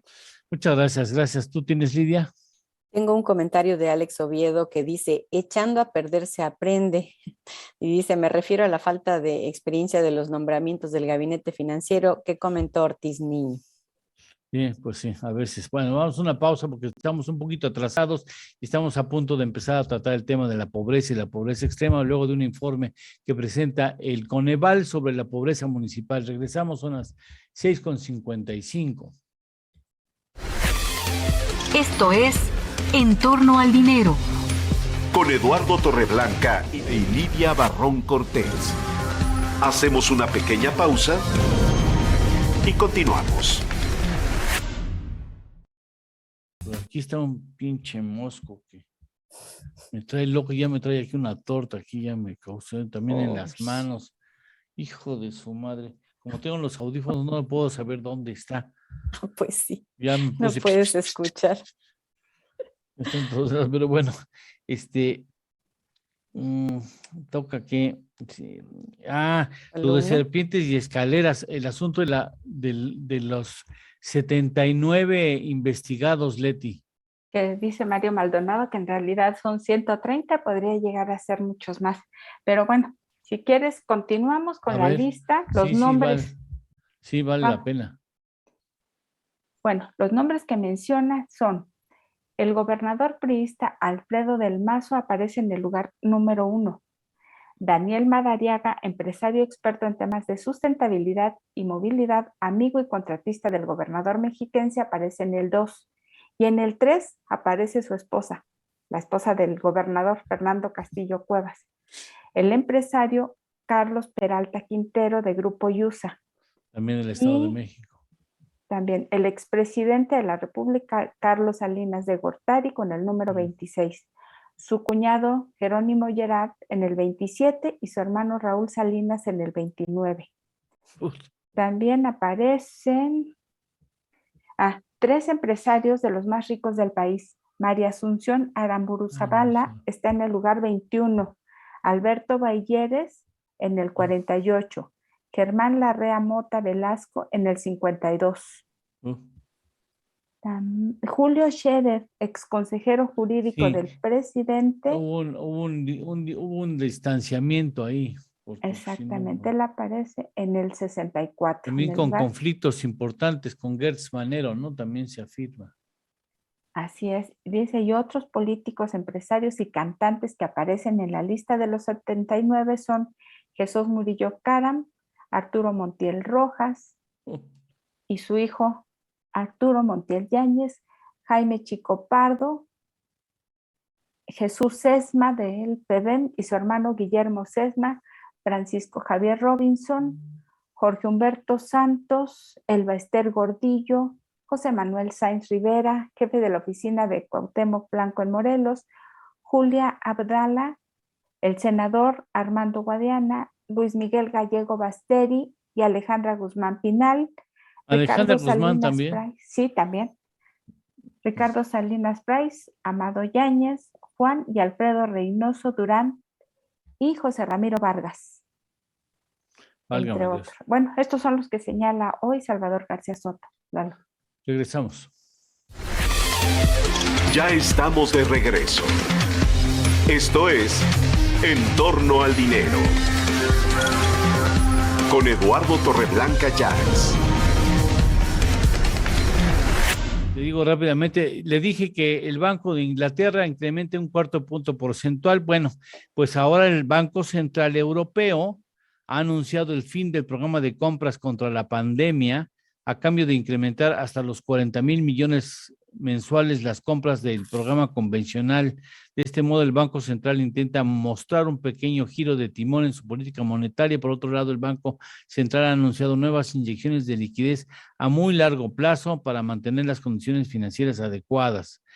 En lo que a los tipos de interés se refiere, los cambios han brillado por su ausencia, como era de esperar. La institución monetaria deja el tipo de interés principal que se cobran los bancos en las subastas semanales se encuentra en el 0% y no hay incremento por el parte del Banco Central Europeo, aunque el Banco de Inglaterra acaba de dar a conocer un incremento en tasas de interés de 0.25%. Y te agradezco mucho, José Nabor Cruz Marcelo, muchas gracias que estés con nosotros, apreciamos mucho que nos ayudes a entender un asunto fundamental en el país. Secretario Ejecutivo del Consejo Nacional de Evaluación de la Política de Desarrollo Social en este país. ¿Cómo estás? Buenos días. ¿Qué tal, estimado Eduardo? Muy buenos días. Un gusto platicar nuevamente con todos ustedes. Al contrario, te apreciamos mucho que tengas la gentileza de ayudarnos. A ver, el Coneval dio a conocer ayer un estudio muy importante donde da detalles de la pobreza, pero ya a nivel municipal. A ver, a mí me gustaría por principio de cuentas, perdón por lo elemental de la pregunta, aunque conozco la respuesta y creo que es importante, no todo el mundo sabe asuntos que son fundamentales, como por ejemplo que hay una medición multidimensional de la pobreza. ¿A qué se refiere? Y a mí me parece que es muy importante que tengamos claro esto. ¿A qué se refiere esta multidimensionalidad de la pobreza que se estudia? Claro que sí, Eduardo. Tradicionalmente, todas las 2 últimas décadas del siglo pasado, cuando se empezaron a utilizar algunas mediciones de la pobreza en el mundo, se tomaba exclusivamente la parte del ingreso. Sobre todo se hizo muy conocida la medición del Banco Mundial, donde establecía líneas de pobreza. Si una persona tenía un ingreso mayor a $1.9 al día, pues se podía considerar que no estaba en condición de pobreza. Si tenía ingresos diarios por debajo de esos $1.9 diarios, estaba en condición de pobreza. Y así se empezaron a desarrollar algunas otras mediciones. Sin embargo, llegamos hacia el final del siglo pasado, llega el año 2000 y se empiezan a establecer algunos otros enfoques como de la CEPAL o del propio Premio Nobel de Economía Amartya Sen, donde se expresaba que era necesario tener en consideración algunos otros elementos tanto de las características de la vivienda como del ejercicio de los derechos de las personas. En ese sentido, Coneval, al momento de que fue creado en 2004, una de las primeras tareas que se dio fue desarrollar una medición acorde, y lo debo decir también con mucha claridad, a la información estadística disponible que teníamos como país. Se da toda una discusión, un debate y se establece que aparte del ingreso se tenía que medir utilizando algunas carencias sociales. Comenzamos con el tema del rezago educativo, ver si hay un cumplimiento en cuanto a la obligatoriedad de las personas de asistir a la escuela. Hasta 2018 era la obligatoriedad a nivel secundaria, ahora de Coneval lo medimos tomando en consideración la obligatoriedad a nivel media superior. El acceso a los servicios de salud. En las encuestas que se aplica por parte del INEGI se pregunta qué tipo de afiliación tienen las personas en cuanto a los servicios de salud públicos o privados. Si no cuenta con ninguna afiliación, se considera como carente de servicios de salud. La de seguridad social, que ahí sí tienen varios componentes, pero sí muy puntualmente si la persona tiene o no de manera directa por ser empleado o de manera indirecta si tiene algún familiar que le proporciona a través de él algún tipo de seguridad social, inclusive los propios servicios de salud, se considera carente o no a seguridad social. 2 carencias que tienen que ver, Eduardo, con la parte de la vivienda. Por un lado, si la vivienda cuenta con 4 servicios básicos elementales: electricidad, drenaje, agua potable, y si las personas que viven en ese hogar utilizan gas LP o si lo utilizan leña, si tienen algún tipo de chimenea en la cocina que gases fuera de la vivienda. Si cumple con esas 4 características, se considera que no tiene carencia en los servicios básicos de la vivienda. Y la otra que tiene que ver en la vivienda, sobre las características de la misma: el tipo de techo, el tipo de muros, si no existe piso de tierra y si no hay hacinamiento en la vivienda. Si se cumplen con esas 4 características, no tiene la carencia a espacios y calidad de vivienda. Y finalmente, la carencia de alimentación. Igual se ocupa todo un cuestionario muy robusto, pero muy puntualmente si las personas cumplen con una alimentación de al menos 12 grupos alimentarios básicos y si cumplen con al menos 2 comidas diarias y no tuvieron en los días previos hambre al irse a acostar. Se conjugan varios elementos, pero esos son los que se destacan para que se pueda medir o no que haya carencia alimentaria. Entonces, Coneval ahora mismo utiliza esas 6 dimensiones, esas 6 carencias, más la parte del ingreso, para medir de manera multidimensional la pobreza en el país a nivel nacional, estatal y municipal, que esa es justamente una de las características más relevantes de nuestra medición, que tenemos ese nivel de desagregación. Es muy, digamos, es muy puntual, porque ya hay dimensiones específicas en las que se mide. Y tengo entendido que con el informe que dieron ayer, ya hay digamos, un periodo de tiempo importante que permite, entre más periodo tenemos estudiado, es más preciso la medición de la pobreza y pobreza extrema en el país, ¿no? Efectivamente, Eduardo, lo que dimos a conocer por parte de ayer de Coneval es la medición 2020, previamente tenemos 2015 y 2010. Entonces, ahora mismo, y somos muy enfáticos desde Coneval, pues el Estado mexicano cuenta con un periodo de una década, con 3 puntos temporales, para visualizar la tendencia de la pobreza. En la medición que dimos a conocer ayer es para 2.466 municipios del país. 2.466 son los números de municipios que hay en el país, 2.466. Faltan 3 municipios derivado a que el propio INEGI no levantó información en el pasado censo: uno de Campeche, uno de Chiapas y uno de Tlaxcala, pero prácticamente estamos cubriendo todo el país. Oye, ya haciendo el comparativo, ¿México ha podido abatir en algo la pobreza y la pobreza extrema en nuestro territorio, ya que tienen esa muestra mucho más amplia? Hay 2 tipos de resultados, Eduardo. El primero, si lo vemos en el número de municipios que tienen porcentaje de población en situación de pobreza y los que disminuyeron de 2015 a 2020 más de 5 puntos porcentuales, tomamos esa escala porque pensamos que es mucho más representativa. Hubo 940 municipios que redujeron sus niveles de pobreza de 2015 a 2020 y en contraparte tuvimos un poco más de 340 municipios que aumentaron de 2015 a 2020. Aumentaron. Con esa cifra, porque al final del día muy probablemente sean municipios con relativa población, baja población. Me parece que otro indicador que nos puede dar una mejor visualización también es el que reportamos que en 177 municipios del país se concentra el 50% de las personas en situación de pobreza.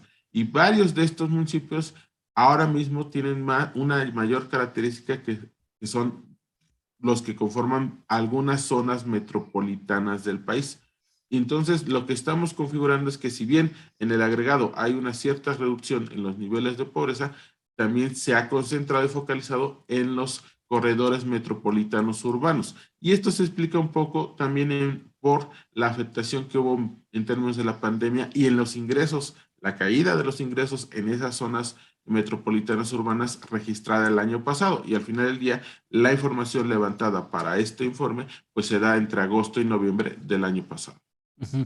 Y curiosamente, porque a mí a lo mejor como mexicano digo, ¿cómo es posible que seguimos viendo a Oaxaca, a Chiapas y a Guerrero como los estados más pobres? Porque es una cosa, yo leí el resumen ejecutivo del estudio maravilloso que hacen ustedes y entonces veo pues nada ha cambiado o muy poco ha cambiado en Guerrero, en Chiapas y en Oaxaca. Siguen siendo las entidades más pobres en el país. Me parece que Oaxaca hay que tomarlo con mucha atención por lo siguiente, Eduardo. Estos 900 municipios que te comentaba que tuvieron una disminución de más de 5 puntos porcentuales en sus niveles de pobreza, 258 pertenecen a Oaxaca.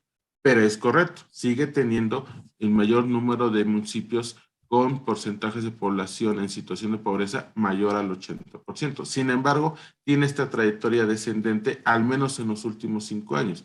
Entonces, justamente el mensaje desde Coneval es que el gobierno del estado de Oaxaca en particular, así como Guerrero y Chiapas, podrán visualizar qué municipios están teniendo una trayectoria descendente en sus niveles de pobreza y reforzar las estrategias de política social que hayan estado plasmando en los últimos años, sobre todo la última administración que lleva casi 5 años de gobierno, y en ese sentido reforzar la coordinación con los propios gobiernos municipales.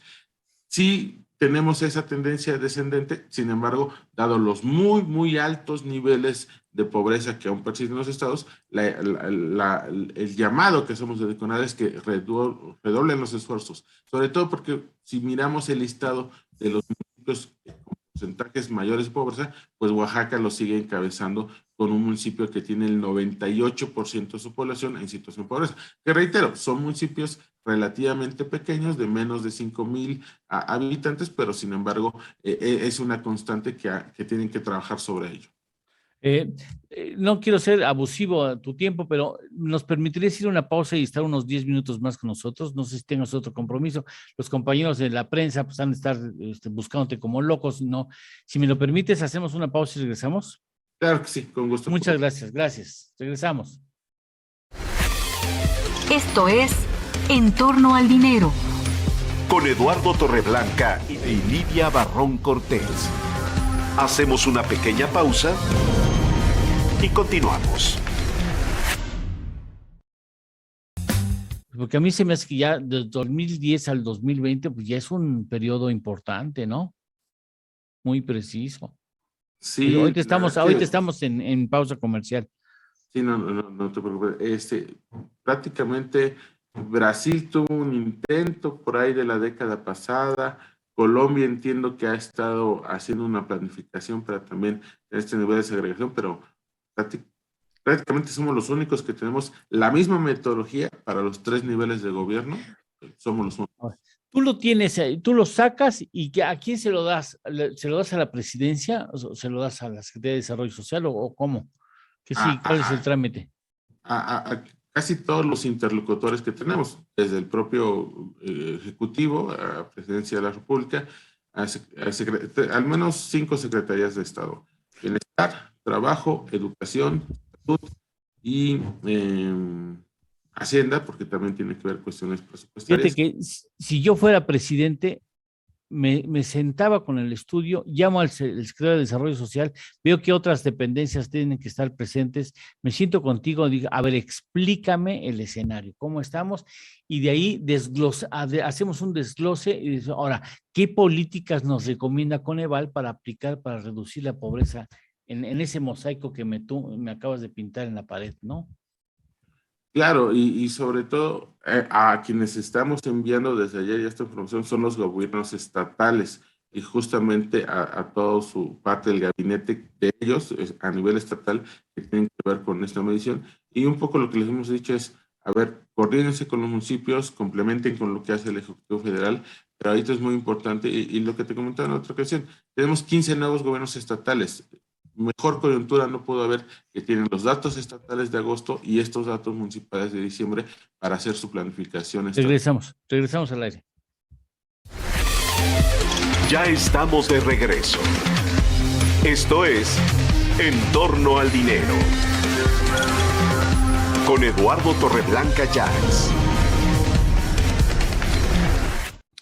Bueno, si 258 municipios en Oaxaca lograron reducir la pobreza en 5 años, pues esta es la mejor prueba de que se podría abatir la pobreza. O sea, uno de los asuntos fundamentales, como mexicano lo digo, para abatir la pobreza es saber dónde está. y saber cuántos son y dónde están localizados. Este estudio lo permite. ¿Qué se tendría que hacer a partir de reconocer la situación de la pobreza y la pobreza en México, José? Claro que sí, y justamente parte del mensaje que planteamos desde ayer por parte de Coneval es el siguiente. Una información estratégica para el país y para su desarrollo en el mediano y largo plazo es justamente contar al día de hoy con la medición multidimensional de la pobreza a nivel municipal. ¿Por qué razón? Porque justamente nos podemos, y sobre todo a través de gobiernos estatales y municipales en primera instancia, priorizar y focalizar las atenciones que en sus estados requieren. ¿Por qué razón?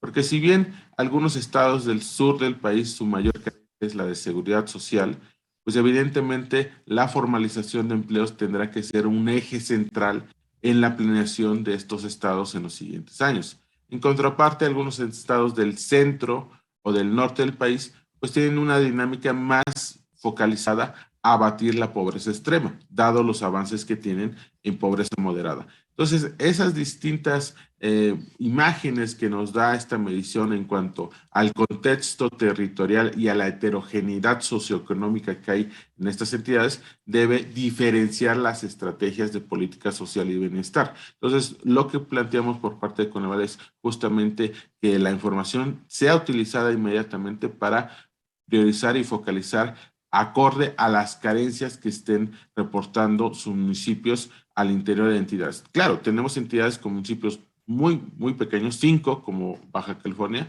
con el contraste de Oaxaca, que son más de 500. Entonces, ciertamente aquí el reto es que puedan tener esta visualización y aprovecho también para comentarte, Eduardo, a la par de estos resultados estadísticos, ayer Coneval dimos a conocer una consulta interactiva. ¿Qué es esta consulta interactiva? Es una plataforma digital donde los usuarios pueden acceder y ver de manera cartográfica a través de mapas las dimensiones de pobreza y los datos de pobreza a nivel municipal. Entonces, cada usuario puede tener acceso a esta información.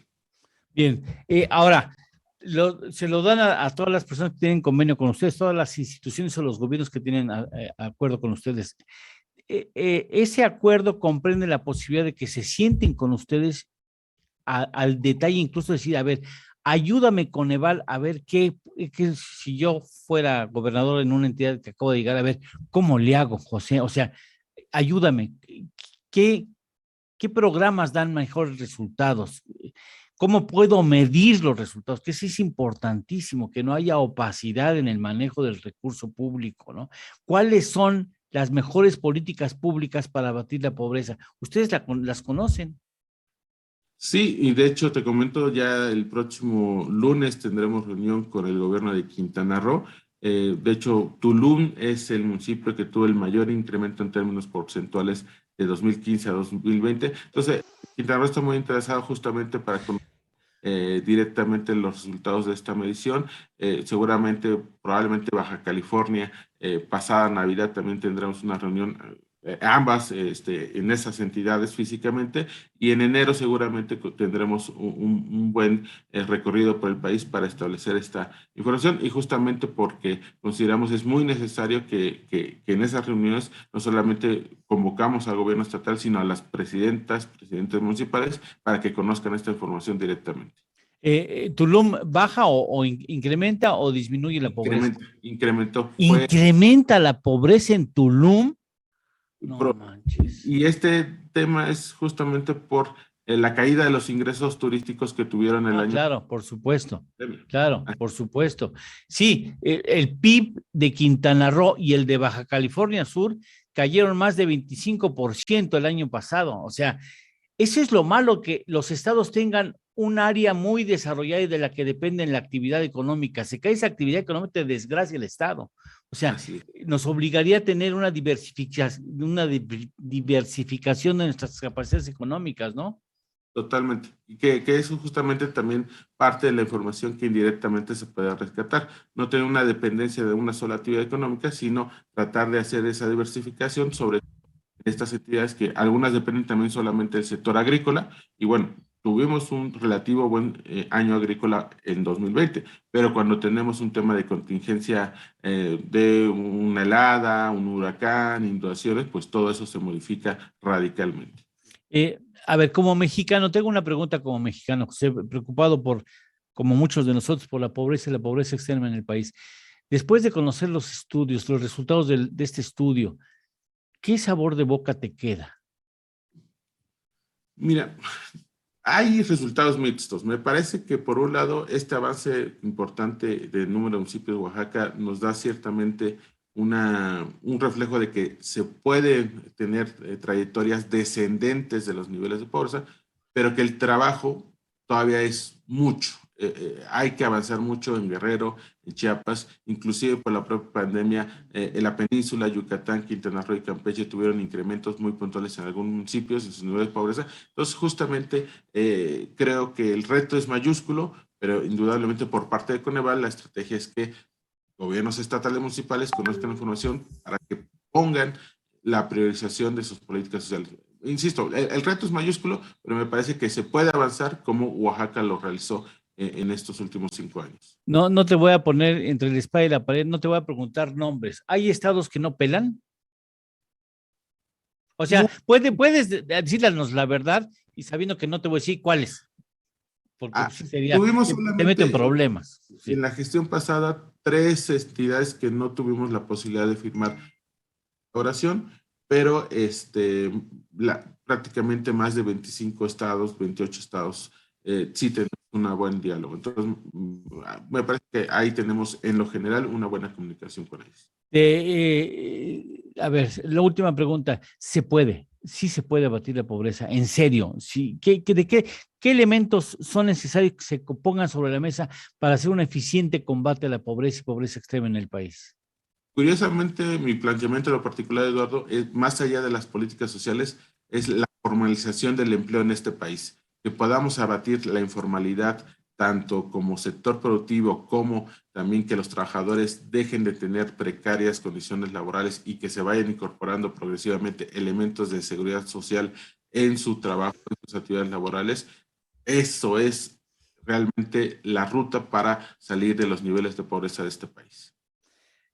José, te agradecemos de manera muy especial el hecho que tengan la gentileza de estar con nosotros y explicarnos este tema que para nosotros es fundamental. Fíjate que nosotros lanzamos un sondeo sobre si creemos que en este gobierno se entregarán mejores resultados en materia de pobreza y pobreza extrema, si habría de reducirse. ¿Cuál es el resultado final, Francisco? Bueno, no final, hasta el momento. ¿Cuál es el resultado del sondeo? Hasta el momento, el 100% nos dice que no, que la pobreza no va a reducir. Ese es hasta el momento los resultados que tenemos. Fíjate qué importante, es posible que estuviéramos equivocados, quienes opinamos que no, pero qué importante es la impresión, la apreciación, la percepción que tiene la ciudadanía de que no será posible en esta administración reducir en algo la pobreza o la pobreza extrema, que es lamentable, ¿no? Así es, y en parte es entendible derivado de la contracción económica del año pasado. Creo que eso indudablemente condicionó no solo a México, sino a varias economías latinoamericanas y en el ámbito internacional los avances en cuanto a al abatimiento de pobreza. Y recordarás, tenemos a nivel internacional la Agenda 2030, que se había establecido a nivel mundial como un reto para disminuir lo más posible los niveles de pobreza extrema. Obviamente los resultados a nivel global se tendrán que revisar derivado de la propia pandemia, pero bueno, esperemos que sobre todo en los siguientes años podamos establecer rutas de disminución de pobreza adelante. Muchas gracias. Esa es tu casa, José. Gracias por estar aquí con nosotros. Muy amable por ayudarnos a entender este tema que es fundamental para en torno al dinero. Al contrario, que tengan muy buen día. Estamos en comunicación. Muchas gracias. Si no nos vemos en este año otra vez, muchas felicidades, un abrazo, un agradecimiento y que haya salud y armonía en Coneval y en el hogar. Muchísimas gracias. Igualmente, felices fiestas. Gracias, José Nabor Cruz Marcelo, quien es el titular de la Coneval, que es importante, ya está tomando la llamada al noticiero, los noticieros otros, no conteste el teléfono, cabrón. No conteste el teléfono, chica. Estamos marque, no conteste el, pues sí. Están en torno al dinero. Están en torno al dinero. que está en una entrevista, qué desgraciado este Torreblanca que no lo suelta. Pues sí, hay que tomar en cuenta que son agendas importantes, pero nosotros fuimos los primeros. Sí, Nosotros como fuimos debe los ser. primeros, como debe de ser. Bueno, saludos.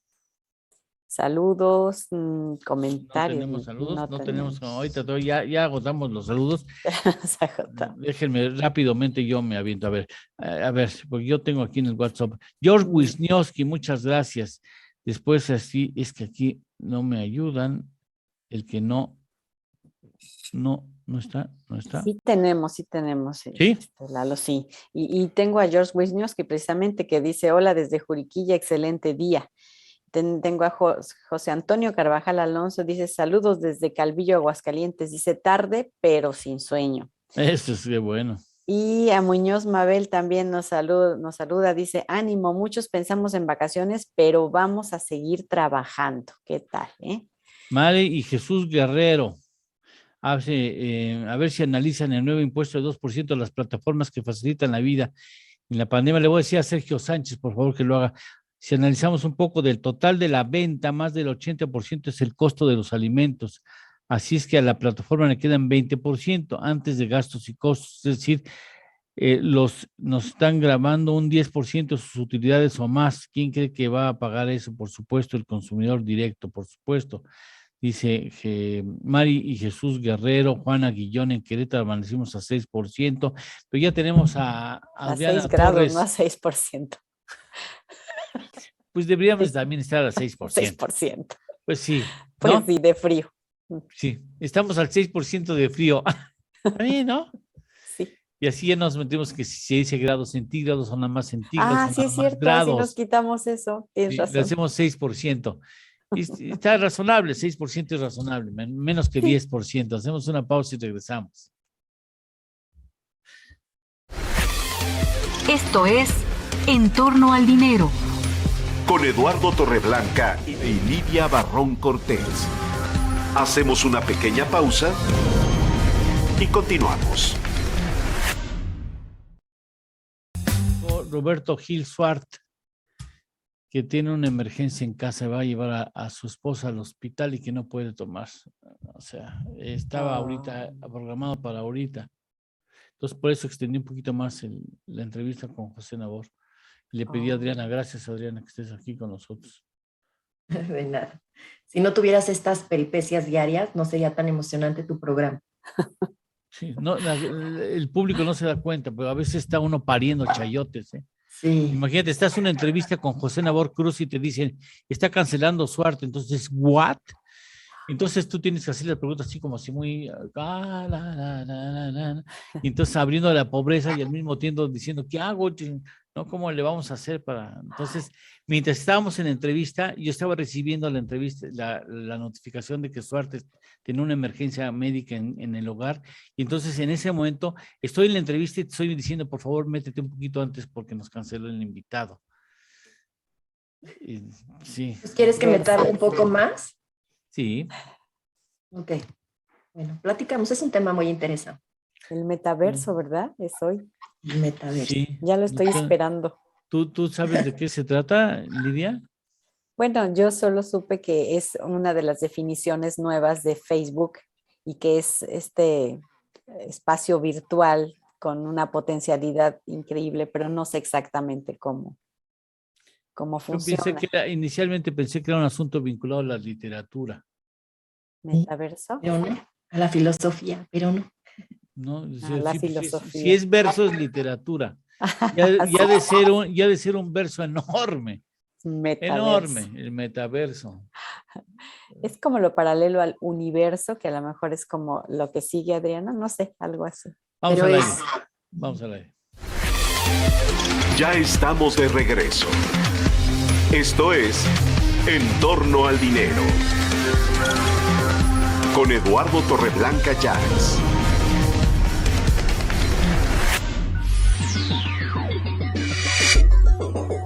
Estamos ante una nueva forma de ver y vivir la vida. El mundo ha cambiado radicalmente. Entendamos la nueva dinámica en torno a la era digital con la maestra Adriana Torres Nava. Adriana, muchas gracias, como siempre, bienvenida a tus órdenes. Hoy nos hablas del metaverso. Hoy hablamos del metaverso, Eduardo, ¿Qué porque diablos es eso? es un tema que está ganando mucha fama entre los adolescentes, los jóvenes que son fans de la tecnología, de los videojuegos y de las experiencias. Entonces, ¿qué es eso del metaverso? Se está compuesto de dos palabras. La primera es una raíz, meta, que quiere decir más allá o trascendente. La palabra universo. Entonces es un universo más allá. Eso significa la palabra metaverso. Pero en realidad significa una experiencia inmersiva. Tú te metes en ese lugar multisensorial, va a activar todos tus sentidos como si estuvieras allí, pero con el uso aplicado de dispositivos tecnológicos y de aplicaciones, pero necesitas además internet. Con lo que te quiero recomendar una película que probablemente va a ser difícil para muchas personas que no les gusta este ambiente tecnológico y de los videojuegos, pero se llama Ready Player One. Esta es una novela que se escribió en 2011, pero la película fue dirigida por Steven Spielberg en 2018. No tuvo demasiado éxito en el cine, pero es el ejemplo exacto de lo que significa un metaverso. En este caso, el metaverso se llama Oasis, es un mundo virtual que las letras de Oasis no es nada más un oasis común y corriente, sino significa en inglés simulación sensorial inmersiva ontológicamente apocéntrica. ¿Cómo? ¿No, me lo puedes repetir, maestra? ¿Cómo? Sí, simulación sensorial inmersiva, que hasta ahí estamos bien, y luego viene ontológicamente antropocéntrica. Antropos de hombre, céntrico. Sí. Centrado en el hombre, sí. Centrado en el hombre, pero también ontológico, que quiere decir, estoy buscando mi naturaleza, la naturaleza del ser, ¿no? Ahorita está la palabra ontológica, está el coaching ontológico, las experiencias ontológicas, todo es ontológico.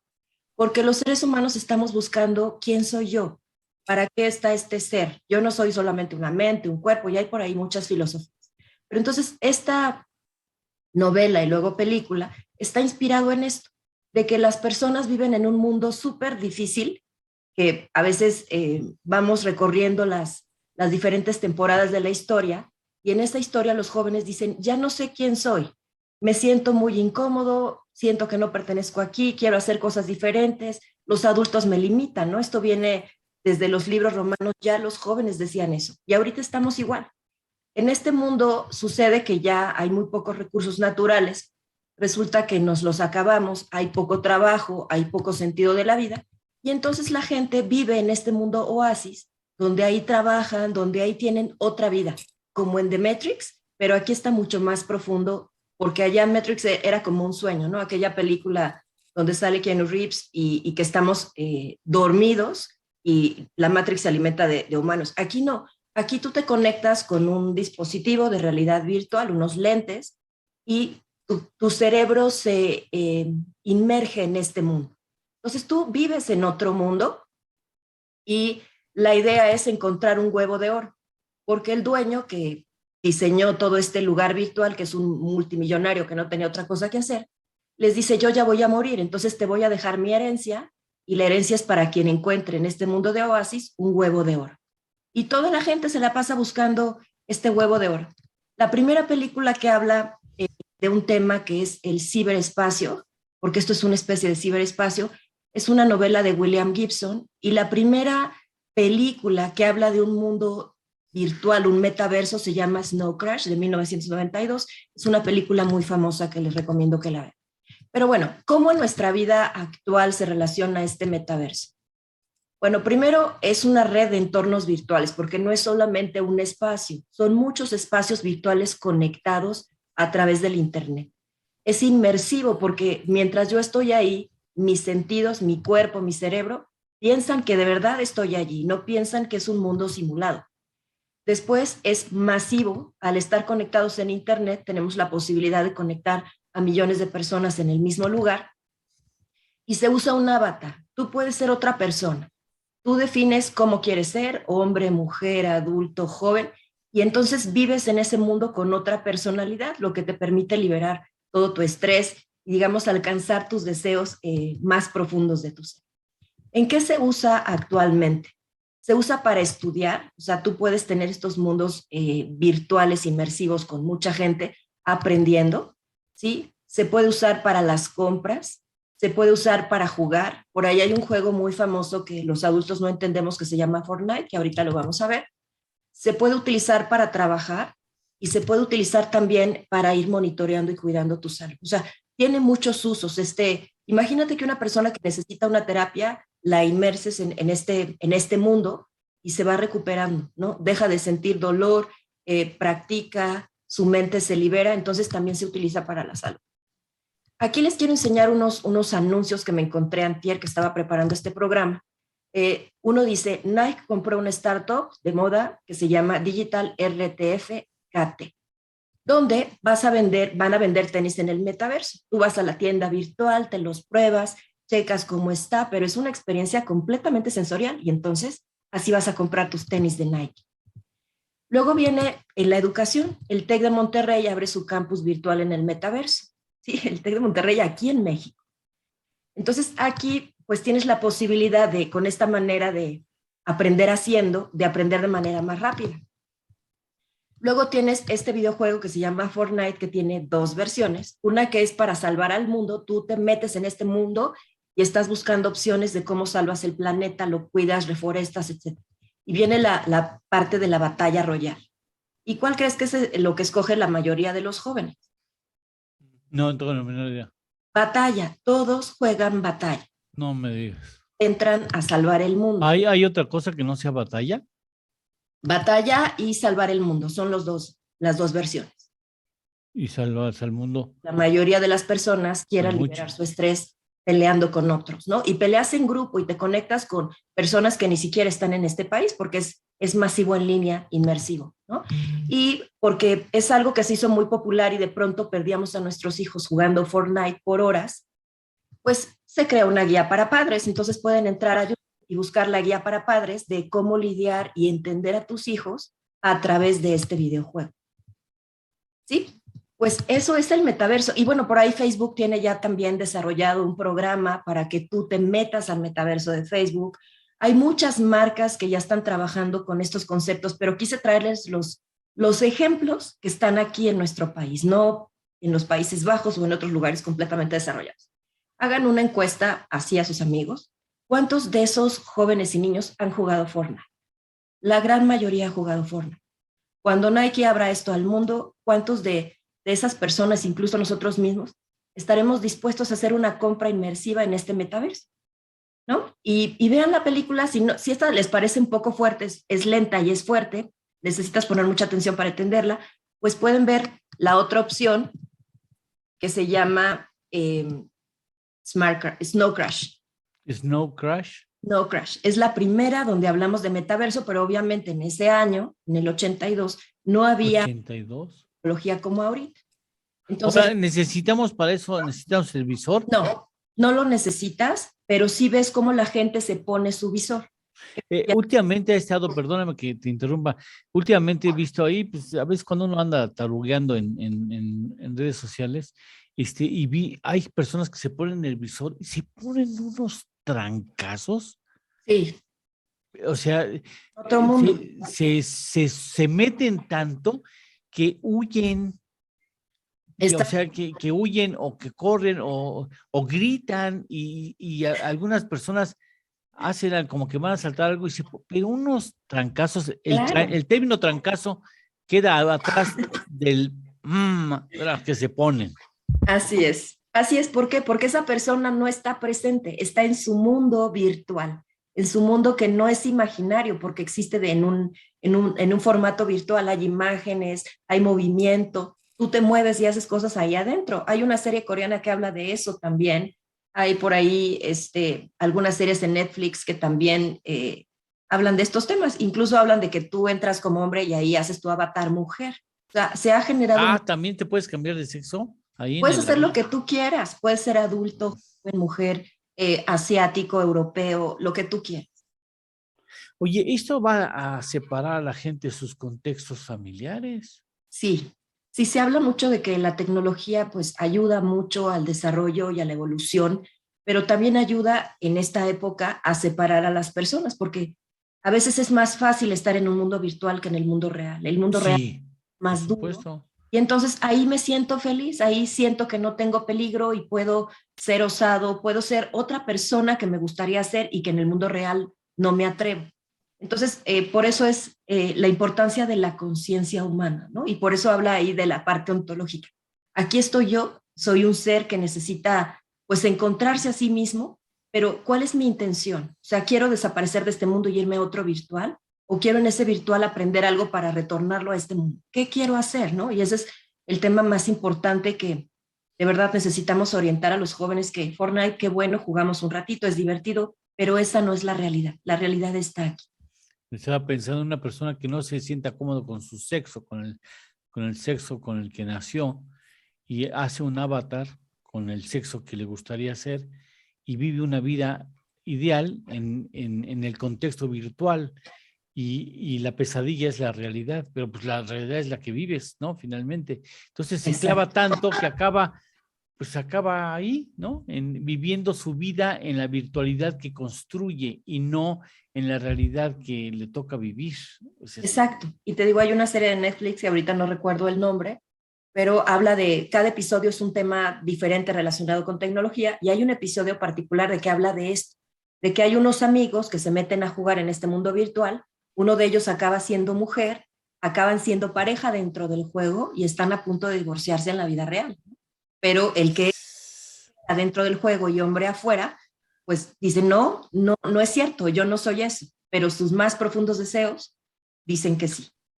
¿Cómo lo ves, Lidia? Oye, no, bueno. Estás con cara de sí, sabes, empezando por la expresión de Adriana que dice que es un mundo sensorial y que te puedes meter y probar unos tenis. Vamos, aquí es que son muchas cosas, en realidad. El mundo sensorial quiere decir que sí siento que me pruebo el tenis, y número 2, lo pago realmente con dinero real, es decir, se abre un universo económico dentro de este universo virtual. Claro. Y otra cosa, sí se siente, o sea, cuando hablas de sensorialidad, Adriana, se siente que me estoy probando el tenis, pero eso no entiendo cómo. Claro, por ahí hay unos lugares, aquí en Plaza Carso hay un lugar donde tú entras y te pones estos lentes y juegas, sientes que estás ahí adentro. Y esto es una probadita del metaverso. El metaverso tiene una calidad mucho más profunda. Entonces, sí se siente que estás ahí. Si alguno de ustedes conoce a algún niño que haya jugado Fortnite, entren con ellos a ese mundo. Sí te duele, o sea, sientes que te disparan y te duele, sientes ¿Te duele? ¿Te duele? Sientes, tu cerebro es engañado cuando algo viene. ¡Qué barbaridad! Crees que te duele. Y entonces, pero la sensorialidad existe, por ejemplo, te das un beso a un avatar. Y se siente como un beso real. ¿Siente el beso? Ay, no, exacto. Menos se van a salir de ahí. Y además, por ejemplo, cuando la gente, hay mucha gente que no se acepta, que no está conforme, ya no solamente en cuestiones del sexo, por ejemplo, o sea, que si son hombres y quieren ser mujer en el metaverso o viceversa, sino simplemente personas que son llenitas, que dicen, yo este cuerpo lo odio, ¿no? Y yo quiero verme, y entonces acuden a las cirugías. Entonces, a lo mejor en este metaverso se pueden hacer la persona perfecta, pues sí. pero es una irrealidad dentro de la realidad, es una mentira que se está viviendo. Finalmente eso es peligroso. Y también el otro lado quizás pueda ser muy positivo, porque si esta persona llenita se va con un psicólogo y dice, a ver, vamos a modelar tu persona, pero en la vida real tú vas a ir haciendo una dieta, o sea, como para la parte psicológica ayudar, médica, no sé, esa es como la dualidad, ¿no? Lo que es tremendo y puede ser perjudicial, y lo que es muy positivo. Por eso es importante el tema de la intención. ¿Con qué intención lo uso y qué está a mi alrededor, no? El tema de no romper el contacto humano y de verdad pedir ayuda cuando necesito ayuda a las personas que de verdad están cerca de mí y me quieren, ¿no? Y me acompañan en esta experiencia, que puede ser un apoyo para salir de una crisis, para aprender algo, para resolver un tema, pero no es mi mundo nuevo, ¿no? No desaparecer de la realidad por estar en el mundo virtual. Acabamos de hacerme engambrear la estructura del programa. No sé cuántos cortes comerciales voy atrasado. Nuestro sheriff en materia de... ¿cuántos, Juan? Un corte atrasado. Si quieres, vamos a Enrique y corte para despedir. No, mejor corte y Enrique, ¿no? Por Y eso, ya me corte pongo. Enrique y después de Enrique corte y despedimos. Ah, ok, está bien. Oye, Adriana, ¿dónde pueden comunicarse contigo? Sí, si me ayudan poniendo la pantalla mis redes, por favor. Ahí estás. Adriana Torres Nava en las redes sociales y el correo adrianatorresn90@gmail.com. Ricardo Salinas Pliego puede meterse esa madre, híjole, perdón, a el asunto del metaverso y ahí crea una Afore donde no tiene límite alguno de comisiones. Puede ser. El mundo ideal, ching, ¿no? Entonces puedes crear una esposa o un esposo que te dé de besos en las noches y en las mañanas, ¿no?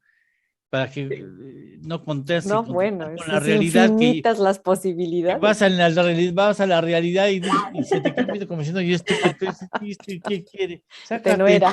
me está acosando. Bueno, muchas gracias, Adriana. De nada. Bonito día. Gracias. Bueno, ¿qué nos metimos? Hacemos ya un metaverso, imagínate un metaverso así, meterte en asuntos así. La realidad es como se te pegue tu gana, Enrique. Qué locura, no sé, me da miedo. Sí, te puedes perder. Sí. Uno viene a este mundo a generar conciencia. Ya no sabes después cuál es la vida Exactamente. real. Ya no sabes dónde está la vida real, ¿no? Exactamente. O la gente que quiera, incluso que se suicide en la vida real para seguir el asunto en el metaverso. No, está feo. No me gusta. Un esquizoide lo puede hacer, ¿eh? Que confunda las dos realidades y entonces decida romper con la realidad que no le disgusta, que le disgusta, para irse a la realidad que no le... Bueno, vamos a una pausa, regresamos. Seguimos en la pausa hablando de este asunto. Esto es En torno al dinero. Con Eduardo Torreblanca y Lidia Barrón Cortés. Hacemos una pequeña pausa y continuamos. No, bueno, y tú has experimentado esas, tú ya te metiste con tu hijo al juego, ¿verdad, Adriana? Sí, me mareo. La verdad es que, o sea, yo sé que no estoy ahí, pero sí se siente como si estuvieras ahí. Entonces, te puedo invitar aquí a platicar con él. Él es el experto, él me sugirió la película. No me digas. Pero ¿sabes qué, Adriana? Yo creo que hay que partir de una premisa, o sea, tienes que dar a los niños primero la realidad para que entonces puedan saber que lo que les da el mundo virtual lo sienten o no lo sienten. Pero aquí me da miedo que a los niños se empiece a desconectar de la realidad y ni siquiera puedan generar las emociones primarias, las sensibilidades primarias para después decir, estoy sintiendo esto o no estoy sintiendo esto. Claro. Si yo nunca he tenido novia, cuando me digan, oye, es que tener una novia es padrísimo, es que nunca en mi vida, no sé de qué me estás hablando. Así puede ser con los niños, o sea, una metarealidad donde ni siquiera tengas el referente de la realidad misma para empezar a comparar. Y eso para empezar. Exacto, es peligroso si no lo usamos con conciencia y si no somos padres coaches, ¿no? O maestros coaches en el caso de los estudiantes. Y de verdad, de Fortnite, todos los niños juegan de todas partes. Sí, pero luego, mira, escuché una vez en una cápsula de Óscar Valderas, Nación Criminal, que ya los sicarios están utilizando el Fortnite o Roblox, no me acuerdo cuál, para reclutar niños. Exacto. Entonces, tú estás jugando con Juanito de 8 años y no es Juanito de 8 años, es Don Chapito de 30 y tantos, ¿no? Híjole. Eso está sucediendo. Sí, y te dice, oye, preocupante. mataste a muchos en el mundo virtual. ¿No quieres probar en la realidad? Yo creo que eres muy bueno. Vamos a la ir. Ya estamos de regreso. Esto es En torno al dinero. Con Eduardo Torreblanca Llanes. ¿Sabías que en 1992 un buque perdió en el Pacífico un cargamento de 29,000 patitos, tortugas y ranas para jugar en la bañera? Al día de hoy siguen vagando por el océano en todo el mundo. ¡Qué barbaridad! No, lo que estábamos platicando ahorita en la pausa comercial, o sea, que se puede reclutar a los jóvenes y a los niños que sean más abusados para ser sicarios del narcotráfico. Qué bárbaro, a través de esos juegos. Sí, pueden tener usos perversos. Sí, como te decía, lo comentó Óscar Valderas en su cápsula de Nación Criminal hace como 2 o 3 semanas, que el crimen organizado está utilizando estos juegos para contactar a niños y decirles, oye, estoy viendo que tuviste un score buenísimo y mataste tantos. Yo creo que en la realidad debe ser muy bueno, te invito a que te pruebes. Y ya, ligaron a alguien y los papás ni enterados que a las 3 de la mañana su hijo está siendo reclutado por el crimen organizado, porque le dejaron un celular y porque está jugando a Roblox y jugando estos videojuegos peligrosos. Y la otra cosa que comentaba, lo de el metaverso y la realidad virtual, pues tienes que generar emociones primarias para después tener el comparativo, pero los niños ya no están saliendo a la calle, ya no están saliendo a jugar, no están haciendo amigos, entonces después no van a tener novias. ¿Qué va a ser tu comparativo con la realidad si todos vives en el mundo virtual? Sí, bueno, no es que yo quiera dejar ser arbitrario, pero pues tendremos que ir a tu tema. Hombre, me encanta. Ya hasta luego metiste a Salinas Pliego con una Afore virtual. Sí, pues una Afore virtual y ahí no hay comisiones. Y ahí no hay. Ahí pones la comisión que se te pegue tu gana. Sí, no, porque él sí necesita comisiones altas. Ese es mi tema, Eduardo, el día de hoy. ¿Cómo se está judicializando el tema del tope de comisiones a las Afores? Y si esto es bueno o malo, me parece que la autoridad, la CONSAR, está incurriendo en un populismo regulatorio, y esto ha llevado a que Afore Azteca se ampare contra el tope a las comisiones y que el juez en materia de competencia esté aplicando el beneficio de la suspensión a todos los actores para no distorsionar la competencia misma, ¿no? Como se aseguró, el pasado 26 de octubre, la CONSAR publicó la fórmula para reducir el monto de las comisiones y dejarlas en un máximo de 0.57% del saldo administrado. Esto viniendo de un 0.80%. Esta reducción y el establecimiento de un tope a las mismas, si bien son medidas que parecen positivas para mejorar el monto de la pensión del trabajador y evitar una eventualidad movilidad social descendente en la vejez, pudieran resultar perjudiciales en el largo plazo en caso de obligar la salida de Afores de un mercado por no serles redituables, seguir participando en el mismo, Eduardo. Tal es el caso de la Afore Azteca, Eduardo, quien se amparó contra la modificación del artículo 37 de la Ley de Sistemas de Ahorro para el Retiro y contra dicho acuerdo, obteniendo una suspensión provisional contra la aplicación de ese artículo. Y esto, el mismo tendrá, el juez determinó que va a tener esta suspensión efectos generales para toda la industria, con lo que se paraliza la implementación. Y contra esto, pues la Secretaría de Hacienda interpuso una queja para revertirlo. Aquí lo que llama la atención es, y la CONSAR y Hacienda revisaron los costos de las Afores, están haciendo prospectiva, viendo lo que se necesita invertir para que se le pueda atender a una población que va envejeciendo.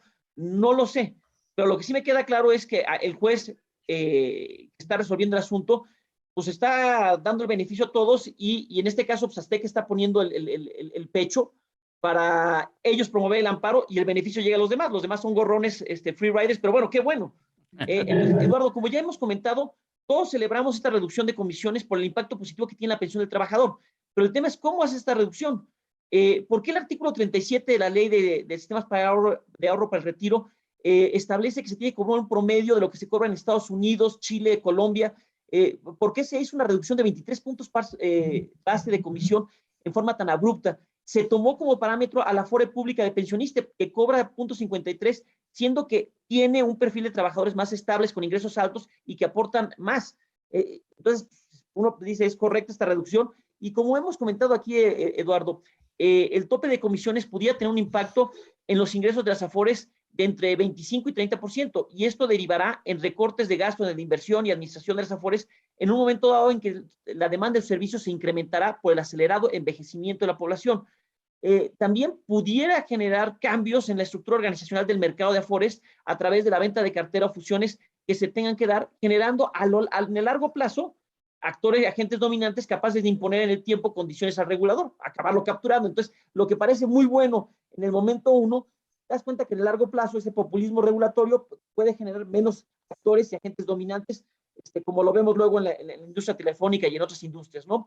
Entonces, por lo anterior, nos sorprende que Azteca se haya amparado y probablemente algunas Afores ya estén considerando la conveniencia de continuar o no continuar ofreciendo sus servicios.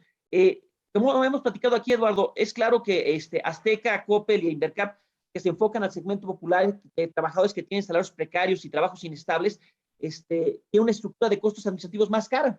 Y eso, o sea, ellos pueden considerar estarse saliendo, ¿no? Entonces, de salirse estas u otras, en el tiempo se va a generar dominancias por parte de algunos, con los riesgos que esto implica de una eventual captura del regulador por parte de las más fuertes que queden. No sé, Eduardo, pero tengo la impresión de que este gobierno está tomando una postura de hacer populismo regulatorio ilegal, a sabiendas de que los asuntos acabarán en la Corte, porque todo está acabando en la Corte, donde se congelarán. Y mientras, pues, para mientras él queda bien con el electorado, pero le va causando daños a la inversión privada, López Obrador y su gobierno en general, por la incertidumbre que se va generando con este tipo de cambios. Hasta aquí mi comentario, Eduardo.